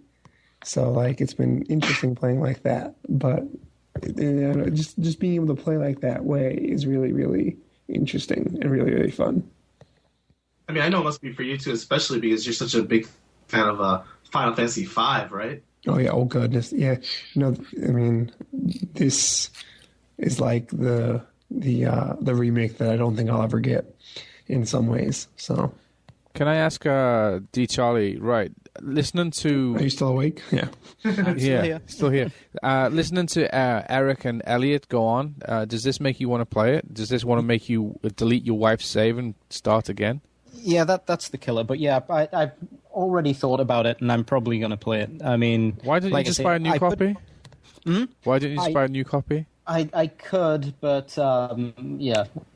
I mean, I guess it's one of those things. I get killed either way. Either I get killed for deleting this for not playing it enough, or then I get killed for buying a second copy. So I think in this case, I think it will actually force me into playing it. And like I say, I played 2 and a bit hours, maybe a little bit less, and sort of saw some of the social side of the game and just 1 or 2 of the first battles and the art. And I definitely want to give it a shot. So yeah, I'll probably... It's actually still with my wife at the hospital, so I'm seeing her tomorrow, so I'll probably steal it back. So, Elliot, this game with the social thing, has this made you carry your 3DS more often? Oh, yeah. No, I mean, I carried my 3DS to school everywhere I went for the social elements, which we haven't talked about at all. Yeah, that's why I brought it up. They were really cool. Gentlemen want to grab those reins? Yeah, I really thought, I mean, the one thing that was kind of bummed about it is that I kind of maxed it out pretty quick. Yeah. On the other hand, though... Village? Yeah, on the village. On the other hand, I appreciated that because, like, I was worried that, like, I would never, finish it. Like, I think that's the other side of the coin is, like, if you don't get the hits, if you don't, have enough people that you run into, then it would just take forever. I was lucky enough to hit enough people at the local mall just to and when I'm going to Osaka that I actually finished it fast enough. But yeah, there's 2 sides to it. One is the town that you build up and lets you buy some unique items.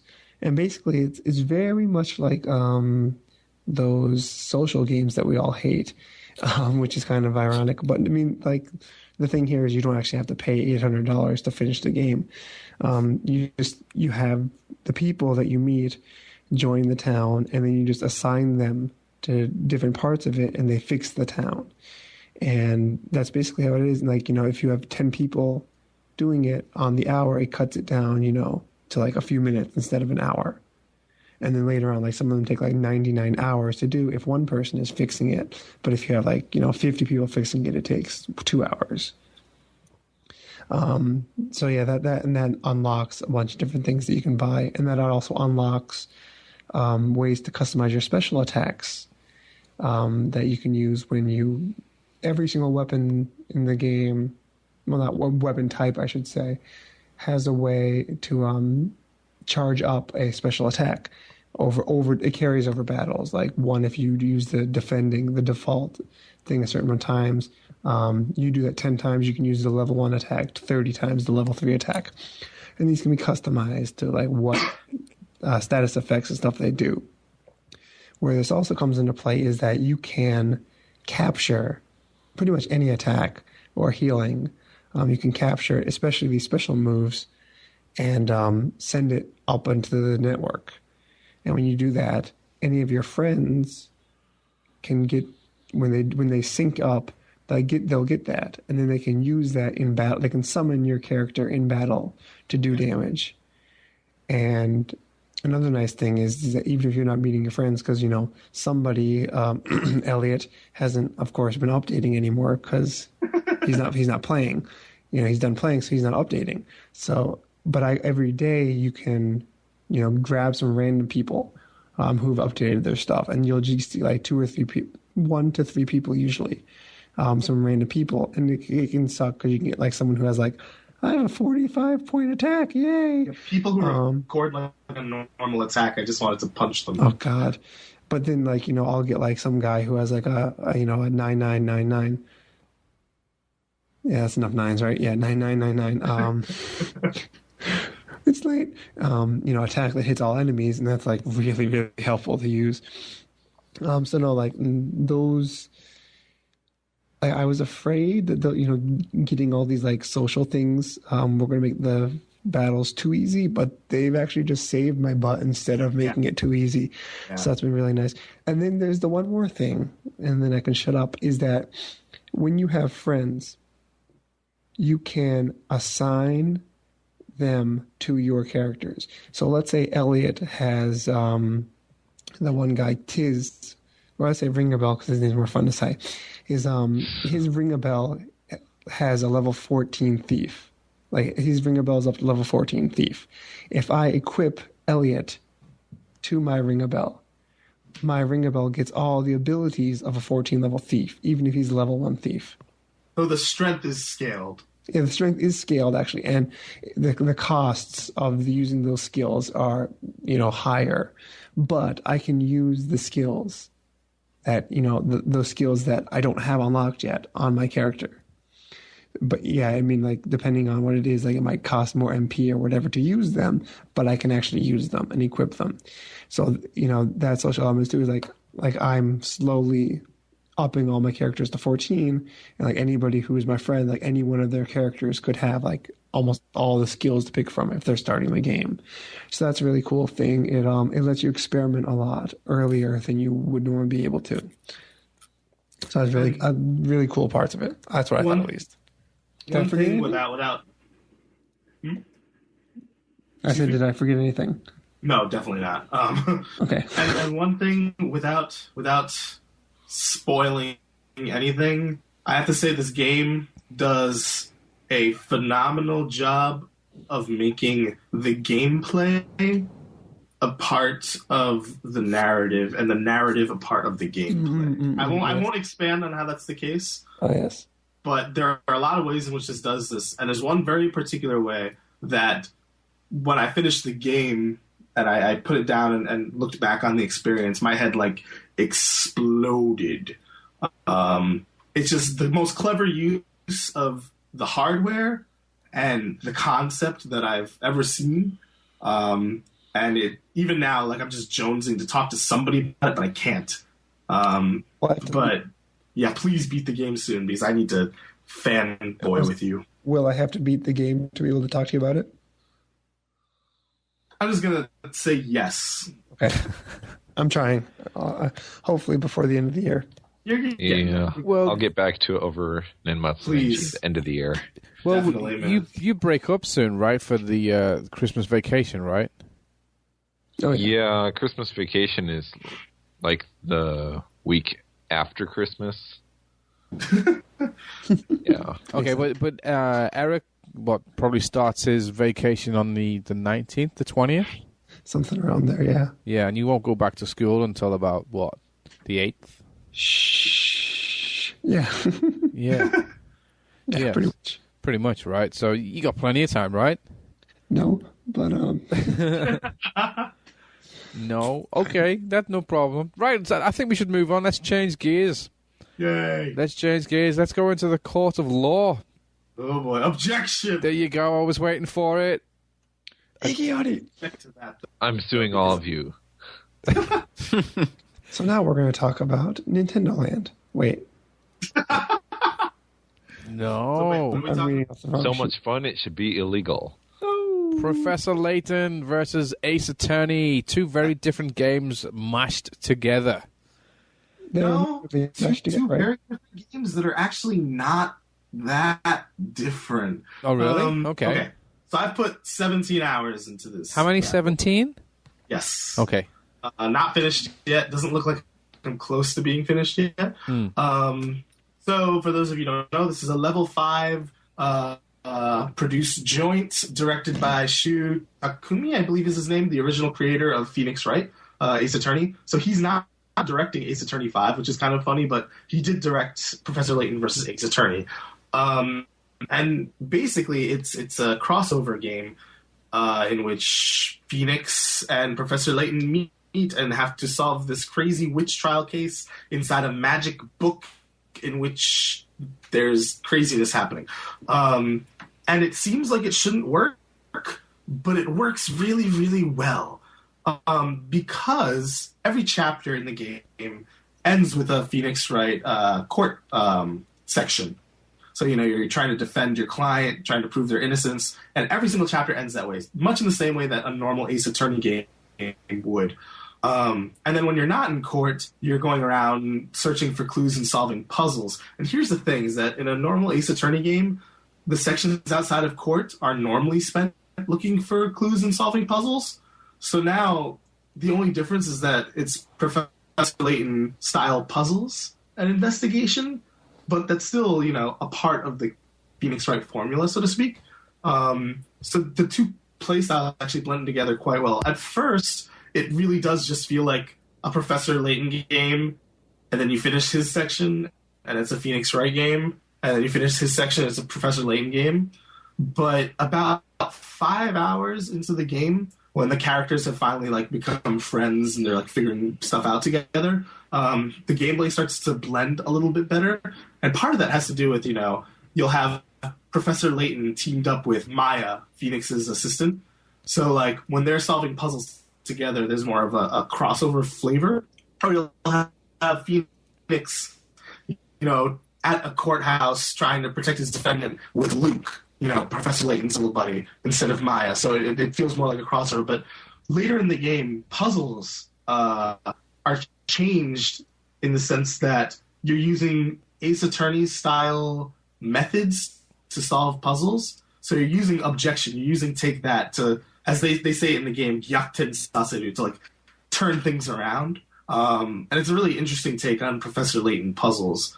But the thing that struck me the most, or is striking me the most, is how fantastic this game looks. Level 5 has a lot of money that they spend quite often on Professor Layton games, but the Ace Attorney series has always been kind of low-budget affairs. So seeing the Ace Attorney characters, seeing, the courtroom battle scenes done with such care and finesse is really quite fascinating to me. And on an earlier episode, I believe post-TGS, I had spoken about how I wasn't a fan of Professor Layton versus Ace Attorney's 3D models when compared to Ace Attorney 5. Yeah, I remember. But after playing the game for an extended period of time, I'm still not crazy about Phoenix's model, but the animation in the game is really fantastic. In most Ace Attorney games, when you finally catch the real villain, they have their freakouts. And, they have these weird, quirky animations. Here, all the characters just have tons of these crazy animations because it's in 3D and it's easier to do.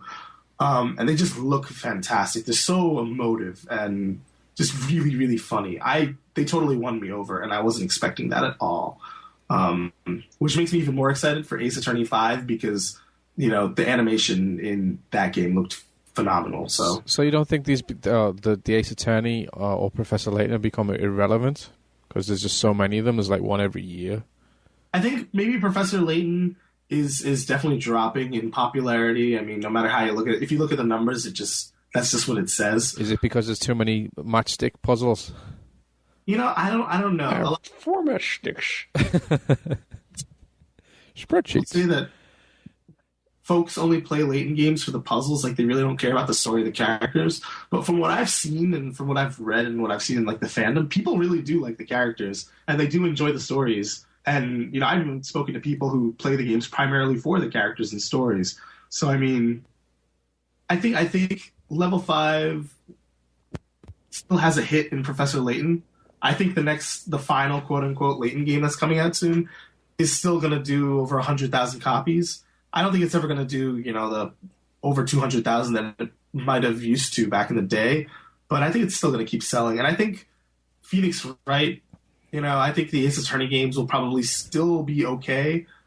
They were never huge hits to begin with, but I mean, they've been sort of out of the spotlight for a long time. And for me, playing this game has kind of reminded me how much I loved the Ace Attorney games and how much I missed them. Because it's been, when did Ace Attorney 4 come out? That was maybe, I want to say 2007. 2007 sounds right, if not 8. So, something like 4 or 5 years ago. There hasn't been a real Ace Attorney game in that long, so he's been out of the public spotlight for a long time. But, yeah, I'm really enjoying this game. It's been a blast. And the surprising part is that the story is really good. It's not just like a throwaway crossover story, because Phoenix and Professor Layton aren't treated like they're from different universes. They're from the same planet Earth, from the same time period. It's just Phoenix is, quote-unquote, an American, and Professor Layton lives in, England. So, they all speak Japanese. They're not like, oh, you're from Professor Layton world. It's like, oh, no, you're, English gentleman. Okay. Like, and the witch trials are really interesting and fun and dark. One really cool addition to the courtroom battles is that now instead of cross-examining a single witness, you're cross-examining a group of witnesses at the same time. So you'll have 4 people at the stand, and you're bouncing back and forth between these different people and trying to pick up on points where they notice contradictions within each other's own statements. So let's say you're talking to person A, and they say something that contradicts something person B said. Person B might react a little bit to their testimony. Like, huh? That's not what I said. And then you could go to person B and be like, what's wrong? What did you notice that made you go, huh? And it's a nice little change of pace from what we're used to in other Ace Attorney games. But it's really good. I'm surprised. I wasn't expecting a whole lot, but I'm having a blast with it. So what other level 5 crossovers do you see in the future? Hopefully none. None? How about like Ni no Kuni versus Inazuma 7? Inazuma 11? 11, people can take a crap on all they want, but a lot of my students love that series still. Yeah, mine too, right? I still see pencil boards all over the place. I still see, pencil cases and stuff. Like, it's not for me. It's not for my generation. It's not for any of our generations.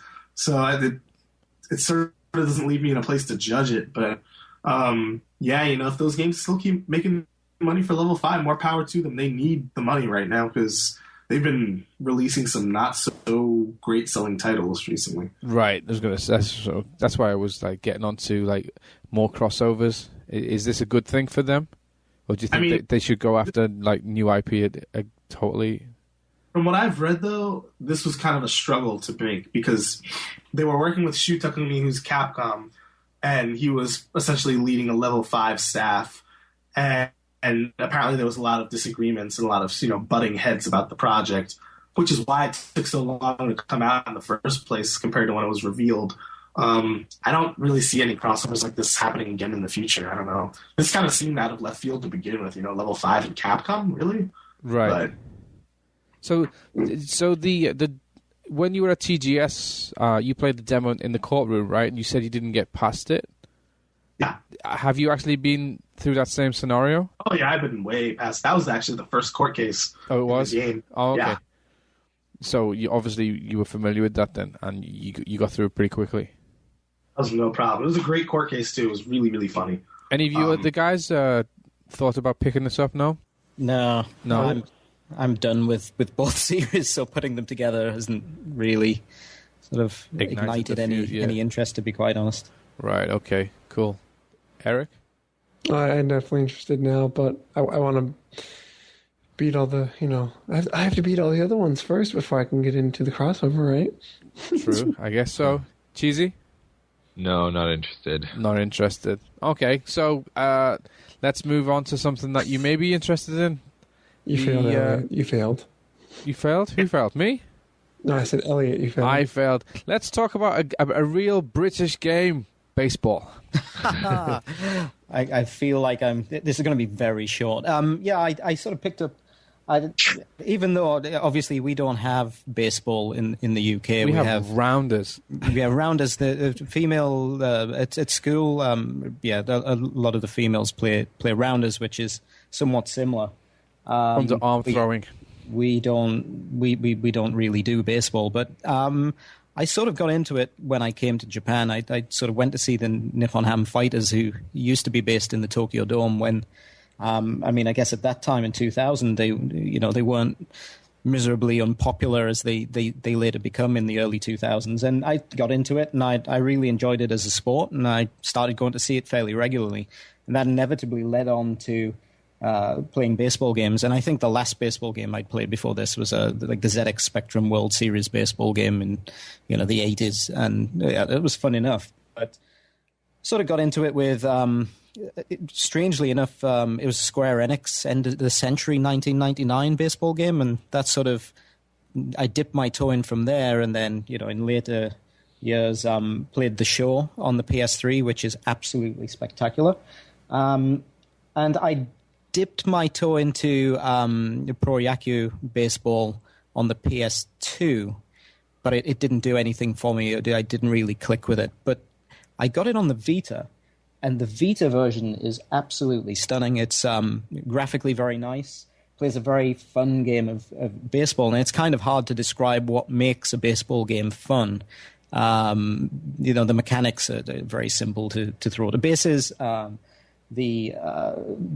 The way games play out is, there's lots of errors in there. There's lots of you keep seeing things that you've never seen before, which is something I said about Winning 11 in the past, when that was at the height of its sort of power. That you keep playing it and you see something new each time, and that tends to happen a lot with this game as well.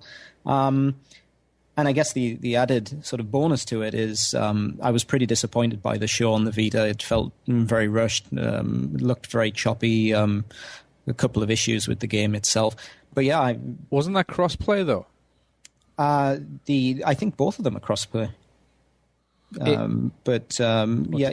It's pretty strange. The show is... I don't know, it's just, maybe it's because the PS3 version has that extra sheen or whatever, but I also dropped off the show. I didn't get the latest version, which would have matched up with the Vita version, and I'm going to wait until 13 to pick them both up, which is obviously due out next year. I think the only baseball game I've actually played is Baseball 2020. Baseball on the Neo Geo, On the Neo Geo. That was the only baseball game I ever actually liked. Actually, Pro Baseball Stars is also a great series on the Neo Geo as well. It's very fun. But yeah, it's I found myself addicted to the Vita version. It's very easy to play. It throws you into various situations where you're going down your pitching list and you're holding on. Obviously, if you play a full pendant mode, you're talking about 100 and something games. If anyone's interested in baseball and Japanese baseball games at that, I highly recommend it. And right. I know there's a couple of very in-depth tutorials out there on the web to walk you through how everything works. And obviously there's a bundle of Japanese text to wade through, but it's definitely worth it. It plays a fantastic game of baseball. Any of you guys actually play sports games or not? What's a sports game? Baseball's the one with all the ice, right? No. Yeah, I'm not particularly interested in sports video games. I'd rather go see a sports match or actually get out and play myself. I can understand how people would appreciate, the fantasy element of being a professional sports player, in a video game setting, but I'd rather have the real thing myself. So, on a uplifting note, though, I had no idea. For a second, I thought this was the Japanese baseball game with the cute little round guys. It's not. It's actual human beings. But if you do a Google search in English for Pro Baseball Spirits Vita, there's a Red Sun Gamer podcast title card amongst the pictures for some reason. So, congratulations, I guess. There we go. There is. I think that's because Steven spoke about it. Part of the plan. That was because I think Steven spoke about it ages ago when it came out. So I think he just picked it up on a whim. Number 37. There you go. Is it? Apparently. Yeah, there it is. Excellent. Is it on there? Where is it? Let me see. I'm looking now. Oh, there you go. Yep. 37. Excellent. Boobs. Anyways. Right, let's move on. Let's change the tune and go to Theatrhythm. Eric, you've been playing that, right? On the OS. iOS, yeah. Not much to say because I've only been playing the 2 free songs. Oh, right. Okay, you cheapskate. Yeah, I'm cheap. I already have the full game. I think Elliot, you tweeted something like some of the songs on this aren't on the 3DS. Did you say that? Did someone say that? I didn't play it. Yes. I in fact tweeted that. You did? Okay. So I haven't actually looked and see what ones are there. I might grab some of those.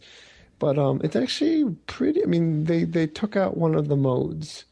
Which mode? The complicated one that was really hard to beat. The event. Chaos Temple? No, that's not... I mean, that's entirely gone. I mean, they took out one of the 3 gameplay modes. Oh, the event mode. The event mode. The event mode's gone. But that one was the really hard one, and I didn't really like it that much anyway. So it just has the battle and the field mode. And it's it looks really, really nice on my iPhone 5. And it's nice to have in my pocket. So it's been really, really nice. I just have the 2 songs and free ones, which is it's of course, One Winged Angel. No. And, but then the field song is To Xanarkand, which is one of my favorite Final Fantasy songs. It's a beautiful song. So, to be able to play that anytime on the go is pretty fun. So I told myself if I triple S the songs, I'll let myself buy another one. But until then, I won't. So this is one of your Game of the Years, right? Oh, yeah, 3DS. Yep. The original 3DS one, yes. For the 3DS, yeah. So how you're playing this on your iPhone, right? Yeah. This is also on the iPad as well, right? Yeah, it's actually universal. Okay, so... Whoa, Universal for Square-Enix? Yeah. That's hell just froze. Which is, again, considering how expensive it would be if you bought all this stuff on it, it'd be a complete kick in the, anything to have to buy it, not for both things. So, yeah, the Universal is really appreciated for this. I haven't played it on my iPad yet. So I was going to say, on the iPad, would it not be more difficult with the screen being bigger and you having more real estate? Well, that's the thing is that the only mode in the 3DS where you had to touch somewhere specifically was the event mode, which is what they cut out. Ah, right. So they obviously cut that out for that reason. I think so, because otherwise you can touch anywhere pretty much. I mean, you have to flick or move up and down, but that's only relative, not waste. It doesn't have to be somewhere exact. So, yeah, that... Probably exactly why event mode got cut. So what tunes? Sorry, are what free tunes do you get with this? Oh, that was One Winged Angel, Final Fantasy 7, and To Xanarkand, which is Final Fantasy 10. Nice. Okay, fair enough. So how much are the tunes? They're I guess they're 99 cents. I hadn't actually looked. Yeah, same price as the 3DS version. I'm pretty sure. Okay. So, yeah, I think they're 99 cents. I saw there's some packs too, which could save a little bit. But I mean, it's really stripped down. It doesn't have the Chaos Temple. It doesn't have. I don't think it does. It doesn't have I don't think it has weapons either. I saw there were some skills, but the customization really seems a little bit bare bone, more down to just the musical elements mostly.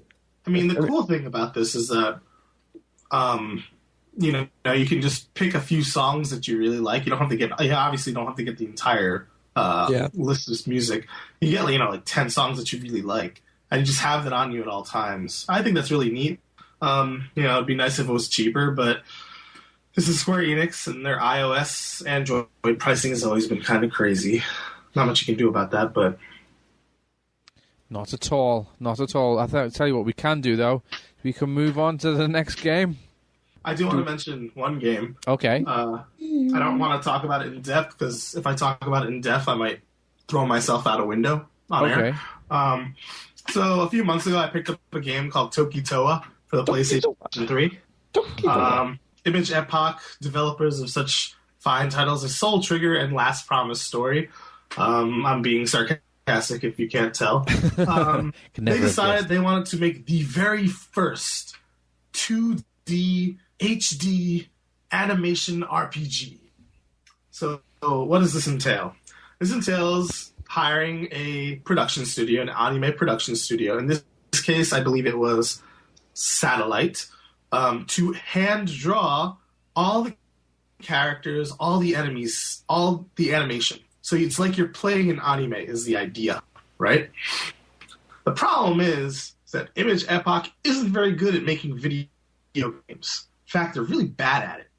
And by pouring all their money into animation, they left no money to make a game. And so instead, they succeeded. It does feel like you're playing an anime. The problem is that it feels like you're playing a really low budget piece of crap anime. So you stand there, and the thing is, all the problems with the game stem from the fact that they spent all the money on bad animation. So battles look really awkward and stilted because characters are just repeating the same animation over and over again, and you wish that you were playing like a Tales game because you'd still get the same anime effect, only the animation would be smooth and interesting to look at. Dungeons have the opposite problem that Final Fantasy 13 had, whereas Final Fantasy 13 was all like one-way roads. Tokitowa, they were like, dungeons. How do we make interesting dungeons? Let's just make a big open field and just with nothing in it. Put a rock over there like a tree and just go through it and see. Sounds like a Bob Ross game. And all the dungeons are just variations on that one theme. So you have like green open area, and then you go to like the dark evil valley. So now it's purple open area. Oh. Hang on. And then you go into the forest, and it's green lush forest. But then you go into the dark evil forest, and now it's purple forest with small, poorly rendered tombstones. Is this the game that you were on Twitter asking people to whether or not you should buy it or not? Yes, because there's actually a fairly big amount of interest in the concept, and I get that. And even I was a little bit curious, so I left it up to Twitter and the readers at Japanator to figure out whether they want me to play this or not, and do features on it. And the overwhelming majority said yes, they really love some English language coverage. So I went with it, and I beat it, and I sold it yesterday. How much did you get for it? Just out of curiosity. I got 2,000 yen for it. Ouch. And it's a game. I haven't written the review yet. I'm going to probably start this week. And it is the worst game that I've ever paid full price for. How much was full price? 6,900 yen. Oh, dear me. Expensive because they're trying to make up the money that they spent on the crappy animation. But it is really, it's genuinely terrible on every fundamental level. And it's almost impressive in that way. Because you're like, wow, they really just made a game this bad. There came a point where I was so angry with how boring the battles were that I just started running from every single battle in the game for like 3 hours. I was just like, no, I'm not doing it, running away. Were they like random battles you can just run away from?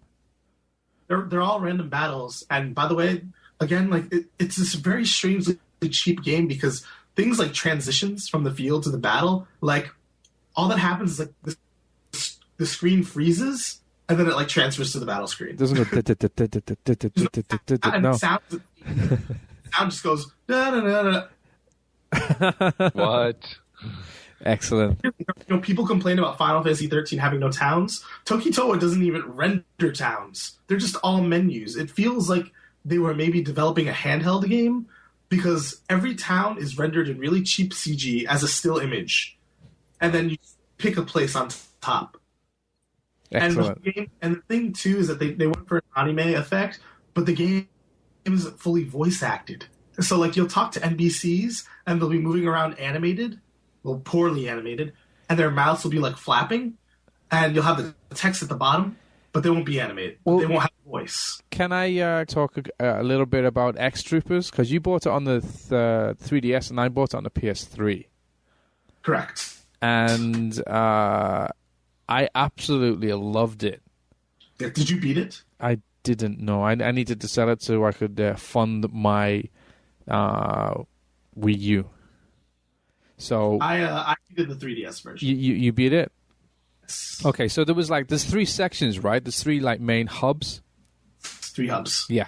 So I was just on the end of the second hub. I was just about to move over to the third before I had to get rid of it and sell it. But I've already seen it in the store, and the price has gone down to just 3,000 yen now, second hand.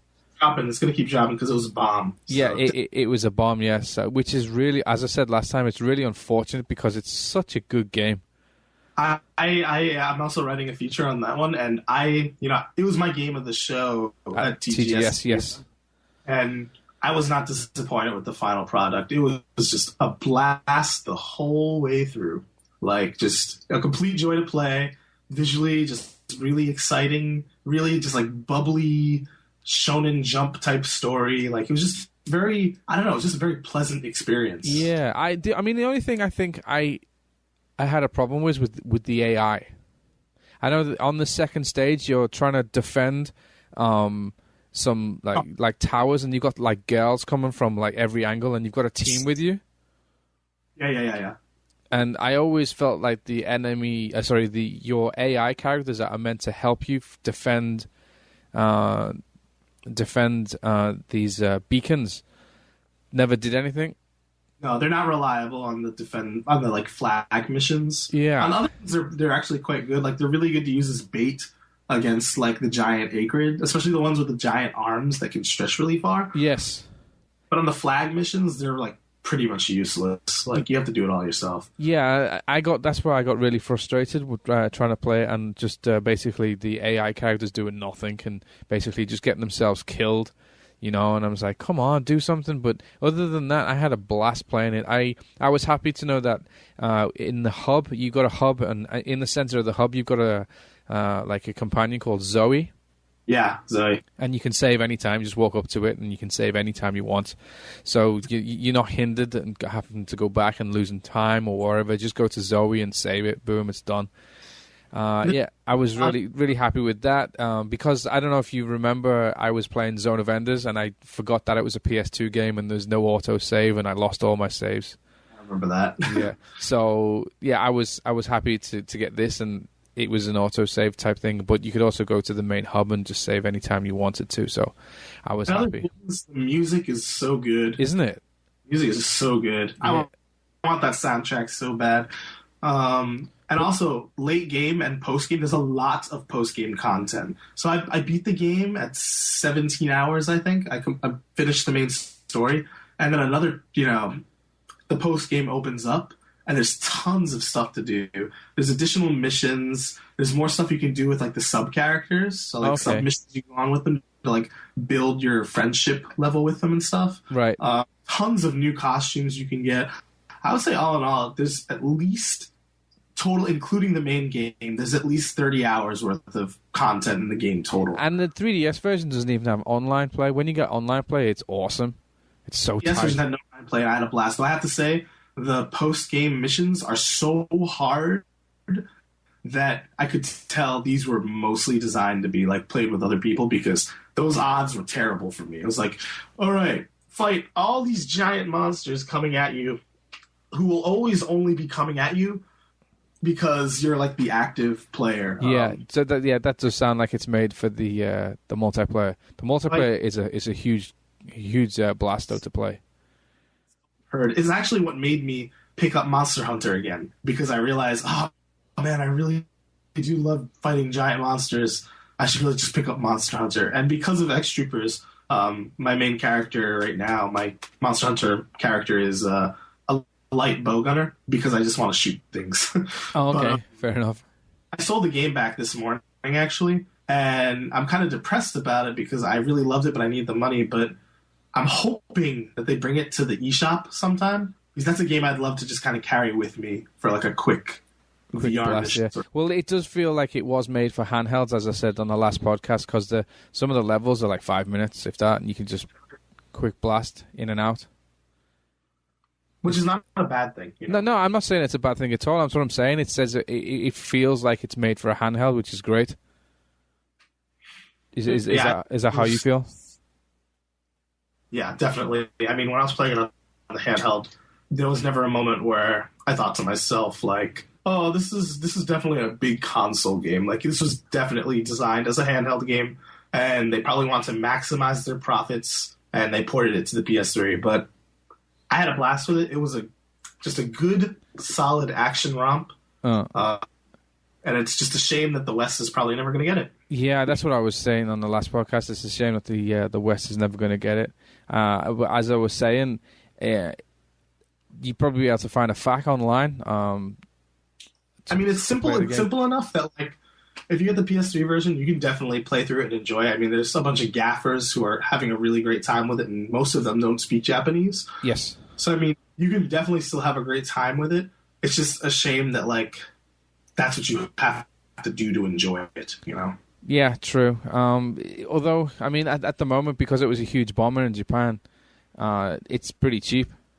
I mean, I guess that's going for it.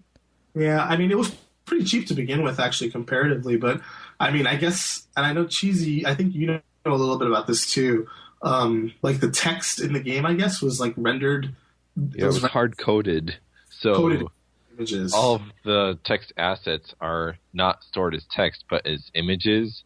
So to actually switch that out with another language would be a very painstaking process. It's just, stinks of poor implementation, and really it's gobsmacking how there was no forward thinking with that. I mean, I just can't believe that any developer would. Maybe there was, and they just didn't want to port it over because they think that this is not for the Western market at all. So, I mean, to give the developers license to be lazy like that, I just can't even fathom that. That's just ridiculous on every level. Yeah, it does sound ridiculous, right? But the kind of ironic thing is that because it flopped here, I think there's enough of a market for this type of thing in America that they probably could have recouped development costs. Because, I mean, this game probably wasn't very expensive to make, all things considered. After playing it and finishing it, it still feels like it was built on Mega Man Legends 3's remains. It plays a lot like the Legends games, like actual control-wise.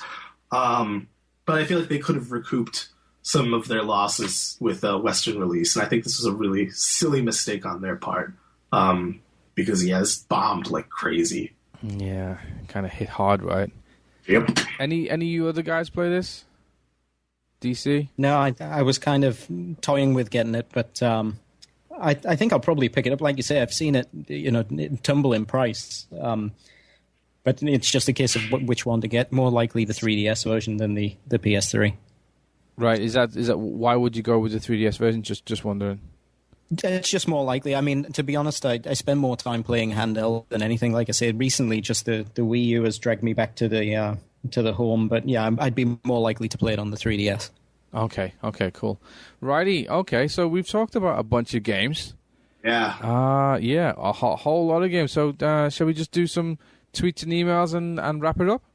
Let's do it. Alrighty then. Okay, Matty125. He says, your thoughts on Namco registering Idolmaster? What is it? Shiny Festa. Shiny Festa in the UK and the US. Could they finally? Could they finally the potential in Idolmaster? Huh? So I can talk about this a little bit because this is sort of my area. I think if Namco were to attempt to push the Idolmaster in Western markets, Shiny Festa is the place to do it because it's a very traditional rhythm game. There's, none of the simulation elements are there. So you're pressing buttons along with the music, and you have animation in the background, and you have a kind of light story mode. But I mean, if there was a place to try it, this is the place. And you also have the anime that aired last year that was actually met with quite a bit of success and is actually fairly well written as well, because it's just kind of an underdog story, and most people tend to enjoy underdog stories. So if there was a time to try and push the name with the otaku markets in the West, this is the time and this is the game to do it with. So you don't think that the actual images and stuff are off-putting for the Western market? For the people that they would be marketing it to, I don't think so, because you talk about like the Tales audience and anime fans who enjoy Tales games, anime fans who already are familiar with the concept of Idolmaster or idols in general. Idolmaster it's really, if you ever actually like watch an episode of the show or actually see what the game is about, it's not nearly as creepy as like 90% of the other stuff out there. It's actually pretty like genuine and not really, and pretty sincere actually, because you're just a manager and your job is to like manage the simulation elements of like managing an idol group essentially, and it just has the anime art style, but it doesn't really delve into romance or anything like that. So it's fairly it has its fan base for a reason. Have you played it at all? I've never played the original games. I know people who do, though. I know girls who do as well. I know that Idolmaster Shiny Festa in particular sold really well on the PSP a few weeks ago. I believe they broke 100,000 units, which is really, really solid for this franchise. Wasn't this originally on the 360 as well? Yes. Is that when it came out? It was 360 exclusive. It was one of the big games that got acquired by Microsoft at the time, right. For the otaku markets at least. But I think it's a smart move on Namco's part to at least try. I don't know if it's going to be all that big, but there's not a whole lot to lose because Shiny Festa won't really require the same level of localization that a full-on Idolmaster game would require. So okay, alrighty. You want to take the second one, Eric? He's not here. He fell asleep. Thanks. Eric. Nope. Excellent. Cheesy, you want to read the second one? Wow, Zajni asks, I want Yakuza 5 impressions, please. Has anyone played it? No. I downloaded the demo. And that's it so far. I don't want to play the demo because I want to buy the full game and play it over the Christmas holiday. So thanks, Skippy. What? I'm here. Hello. Hello. It's okay. You fell asleep, I guess. No, I don't know what that happened. I was yelling at you. I was yelling at Elliot because I wanted to ask him something. Oh, okay. I was like, Elliot, I want to ask you something. And no one was talking to me. It's like, Eric, please read. What's going on? To jump back real quick, Elliot. I think I've seen you say this on the internet, and I have to ask: am I wrong? Is this racist? Is this sexist? I don't understand. Have you or have you not referred to Shiny Festa as Shiny Taco? I have referred to it as Shiny Fiesta, Shiny Burrito, Shiny Taco, any number of strange names that don't particularly match with the actual content. Okay. Is there any reason for that? Or like why is it saying like Shiny Taco? I think Festa, I think of Fiesta, in which case my mind immediately goes to like really delicious Mexican food. So okay. That's all. I was just curious. Makes me think of the word festering. Shiny festering. Felching. Shiny felching. Shiny felching? I shall stop. Yeah, so is anybody going to play Yakuza 5 at all? There's baseball. You can hit baseballs, right? Yeah, you can drive taxis as well. Taxis. You can go to clubs. You can watch girls' boobs bouncing around as they play ping pong. You can beat guys up in the street. VF2 as well, right? Full version of VF2. Yeah, full version of Virtua Fighter 2 in there. Yeah, there's a lot of stuff in there. I want to play it. It's based in 5 cities in Japan. Nagoya's in there, which is great. Yeah, I want to play it, and I hope to play it over the Christmas holidays. I think Steven wants to buy it as well, but at the moment, Steven has no job. So he's busy job hunting, so that's why he's not on the show. He's job hunting, and he's just moved into his new apartment, so that's why he's not around. But he wants to buy it because I met up with him like last Sunday, and we met up in the in Yamada Denki, which is an electronics store, and they have a game section. And in the game section, when I met up with him, he was standing holding a copy of Yakuza 5. So. He's like, I want to buy it, but I've got other things I need to do, like pay for rent and stuff, and I don't have a job, so I should do the good thing and put it back. So he did. But yeah, I want to play it, but I mean, none of you guys play it or like the series? I played the first one and liked it, and it's never got to the sequels. Okay. Yeah, same. That's my problem, and I mean to, I want to, but it's like it's going to be one of those times when I just sit down. And I do, a marathon, try to get a Yakuza game done every month sort of thing. But I don't want to jump Yakuza 5, you know what I mean? Okay. DC, you don't play it? No, I finished 1 and got halfway through 2, but then I've got 3 and 4 sitting on my shelf, but I've just not got around to them. Oh, okay. Okay, eventually. Cool. Eventually. Right. DC, you want to take the third one? Sure. If you were a game creator, what ability, main character, setting, genre would you pick? I guess it might just be me. I'm just a bit bored of playing like superhero-y stuff and that sort of thing. And one of the genres that I'd sort of be interested in seeing is just something where you have no weaponry whatsoever. I mean, I guess this sort of came from... watching the I'm trying to think, Watch Dogs, I think it was, when I started watching the demo for that. I was like, oh, this looks really good. And then at the end, when it sort of devolved into shooty action, it all looked quite nice, but I just thought it was going to be something else. But I'm kind of looking for something where it's just to survive them up. You basically, okay, so pick a setting, so, the end of the world, alien invasion, but instead of you fighting them, it's just them hunting you down.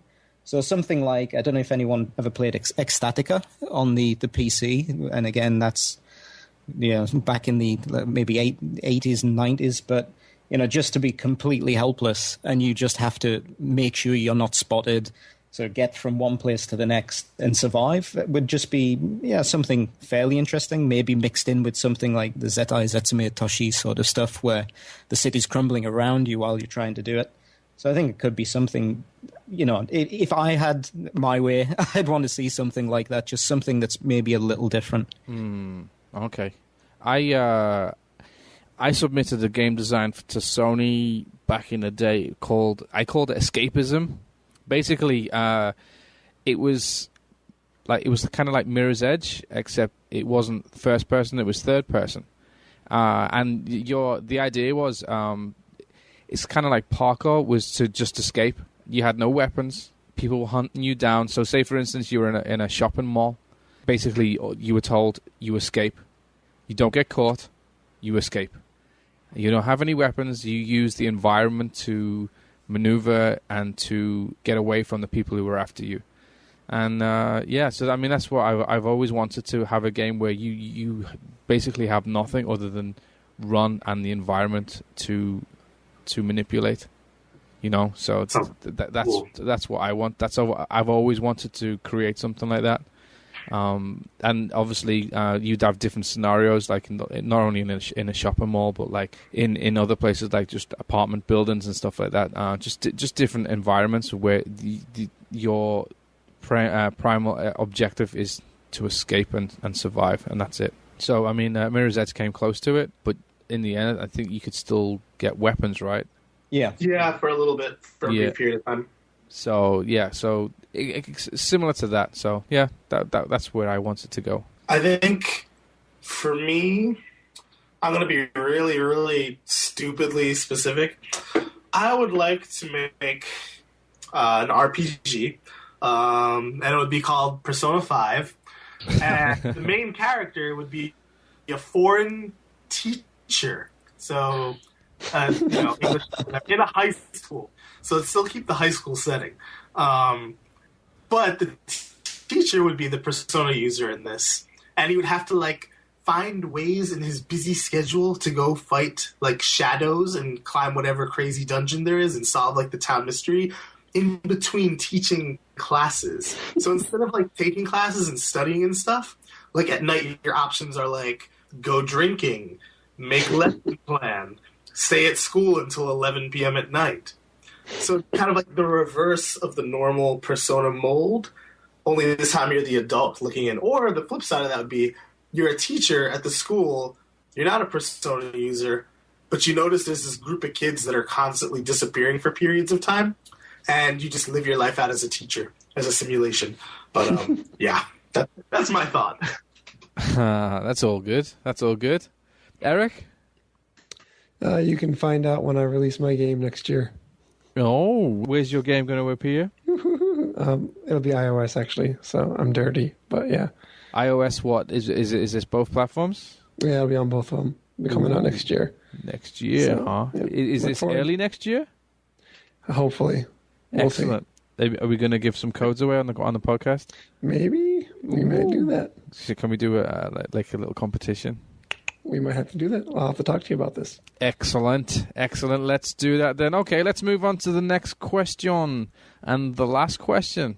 This is from Pat Bateman, 69. So, he says, what will you be looking forward to most in 2013?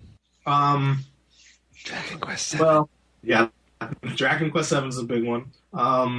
Yesterday, Falcom announced the new Kiseki game is coming next year. Uh-oh. So that's the only thing I care about for the next 7, 8, 9 months. Uh-oh. Yeah, your life just goes off a cliff, right? PlayStation 3 and Vita. Oh, is it? Yep. Is it cross-platform? I mean, Yep, pretty sure it is. That's pretty smart. Yep. I am so excited. Right now, you can't see me, but I'm doing front flips in my apartment while talking. That's how excited I am. That sounds good. Okay, DC? It's all about Monster Hunter 4. It's just ticking away time until that comes out. That'll be it. The big release for this year. We'll have to do a Monster Hunter 4 podcast. Yeah, I mean, at that point in time, the wife is going to be back in on it, and Johnny will be in it, so we'll be blasting through it pretty quickly. And this has online. Get your right? wife on here. Get your wife Sorry? on the podcast. Yeah, get your wife on the podcast. Yeah, she might. Well, actually, that was a There's question. no need for me if she's on. There's no need for me. I'll just take the off. That was a question from one of our listeners. Is when are you going to get a woman on the podcast? And I was like, what? Yeah, we could do it. We can try it. Okie dokie. That sounds good. Cheesy? Pikmin 3. Pikmin 3? Yeah, I can't wait. Nice. Okay. Myself, it's kind of a toss-up between Soul Sacrifice Yeah. or Bayonetta. Bayonetta 2. Bayonetta 2 on Wii U. Do we even know if it's coming out next year? Bayonetta 2? Yeah. Isn't it March? Thought it was No, there's no date on it yet, I don't think. Oh, it's got to be next year. Right? I don't know. It's got to be next year. They can't hold it up that long, right? Yeah, you know. No, I'm just looking forward. Looking forward to Soul Sacrifice. There's a demo coming out on the 20th as well, right? I have to play that together online in there, man. Exactly. So yeah, it's an online demo as well, and it's full carryover right into the final version, which is a huge thing. Yeah, that's pretty awesome. I mean, that's great that they do that, and they're able to do that in a demo. I think that's really important, especially to build up a community. Yeah, especially in a game like this where it looks like you're going to be customizing so much and spending so much time in it. You don't want the demo to be just a waste of time. Right, exactly. So no, I think Soul Sacrifice is my my big one for next year. As I said before, I think I'm becoming more of a handheld gamer. Join us. Yeah, I think I already have. I've got my pocket Wi-Fi, so I can play anywhere. So not a problem. So yeah, I got Soul Sacrifice. Definitely. That's everybody. Everybody. Yep. Excellent. Okay, so let's wrap it up. Mm-hmm. That was a decent show. Yeah. Housekeeping. Okay, right. Follow us on the Twitters. My Twitter is DJmizuhara. Red Sun Gamer is also on the Twitter, and that's Red Sun Gamer. Elliot? Ryoga Saotome. You want to spell it and get it right? Sure. RYOUGA Excellent. It didn't break up. I was hoping it wouldn't break up while you were going through it. That's awesome. Eric? Revenant Kyoku. Do you want to spell it, or is it okay? REVENANTKIOKUAOSCARMAYER.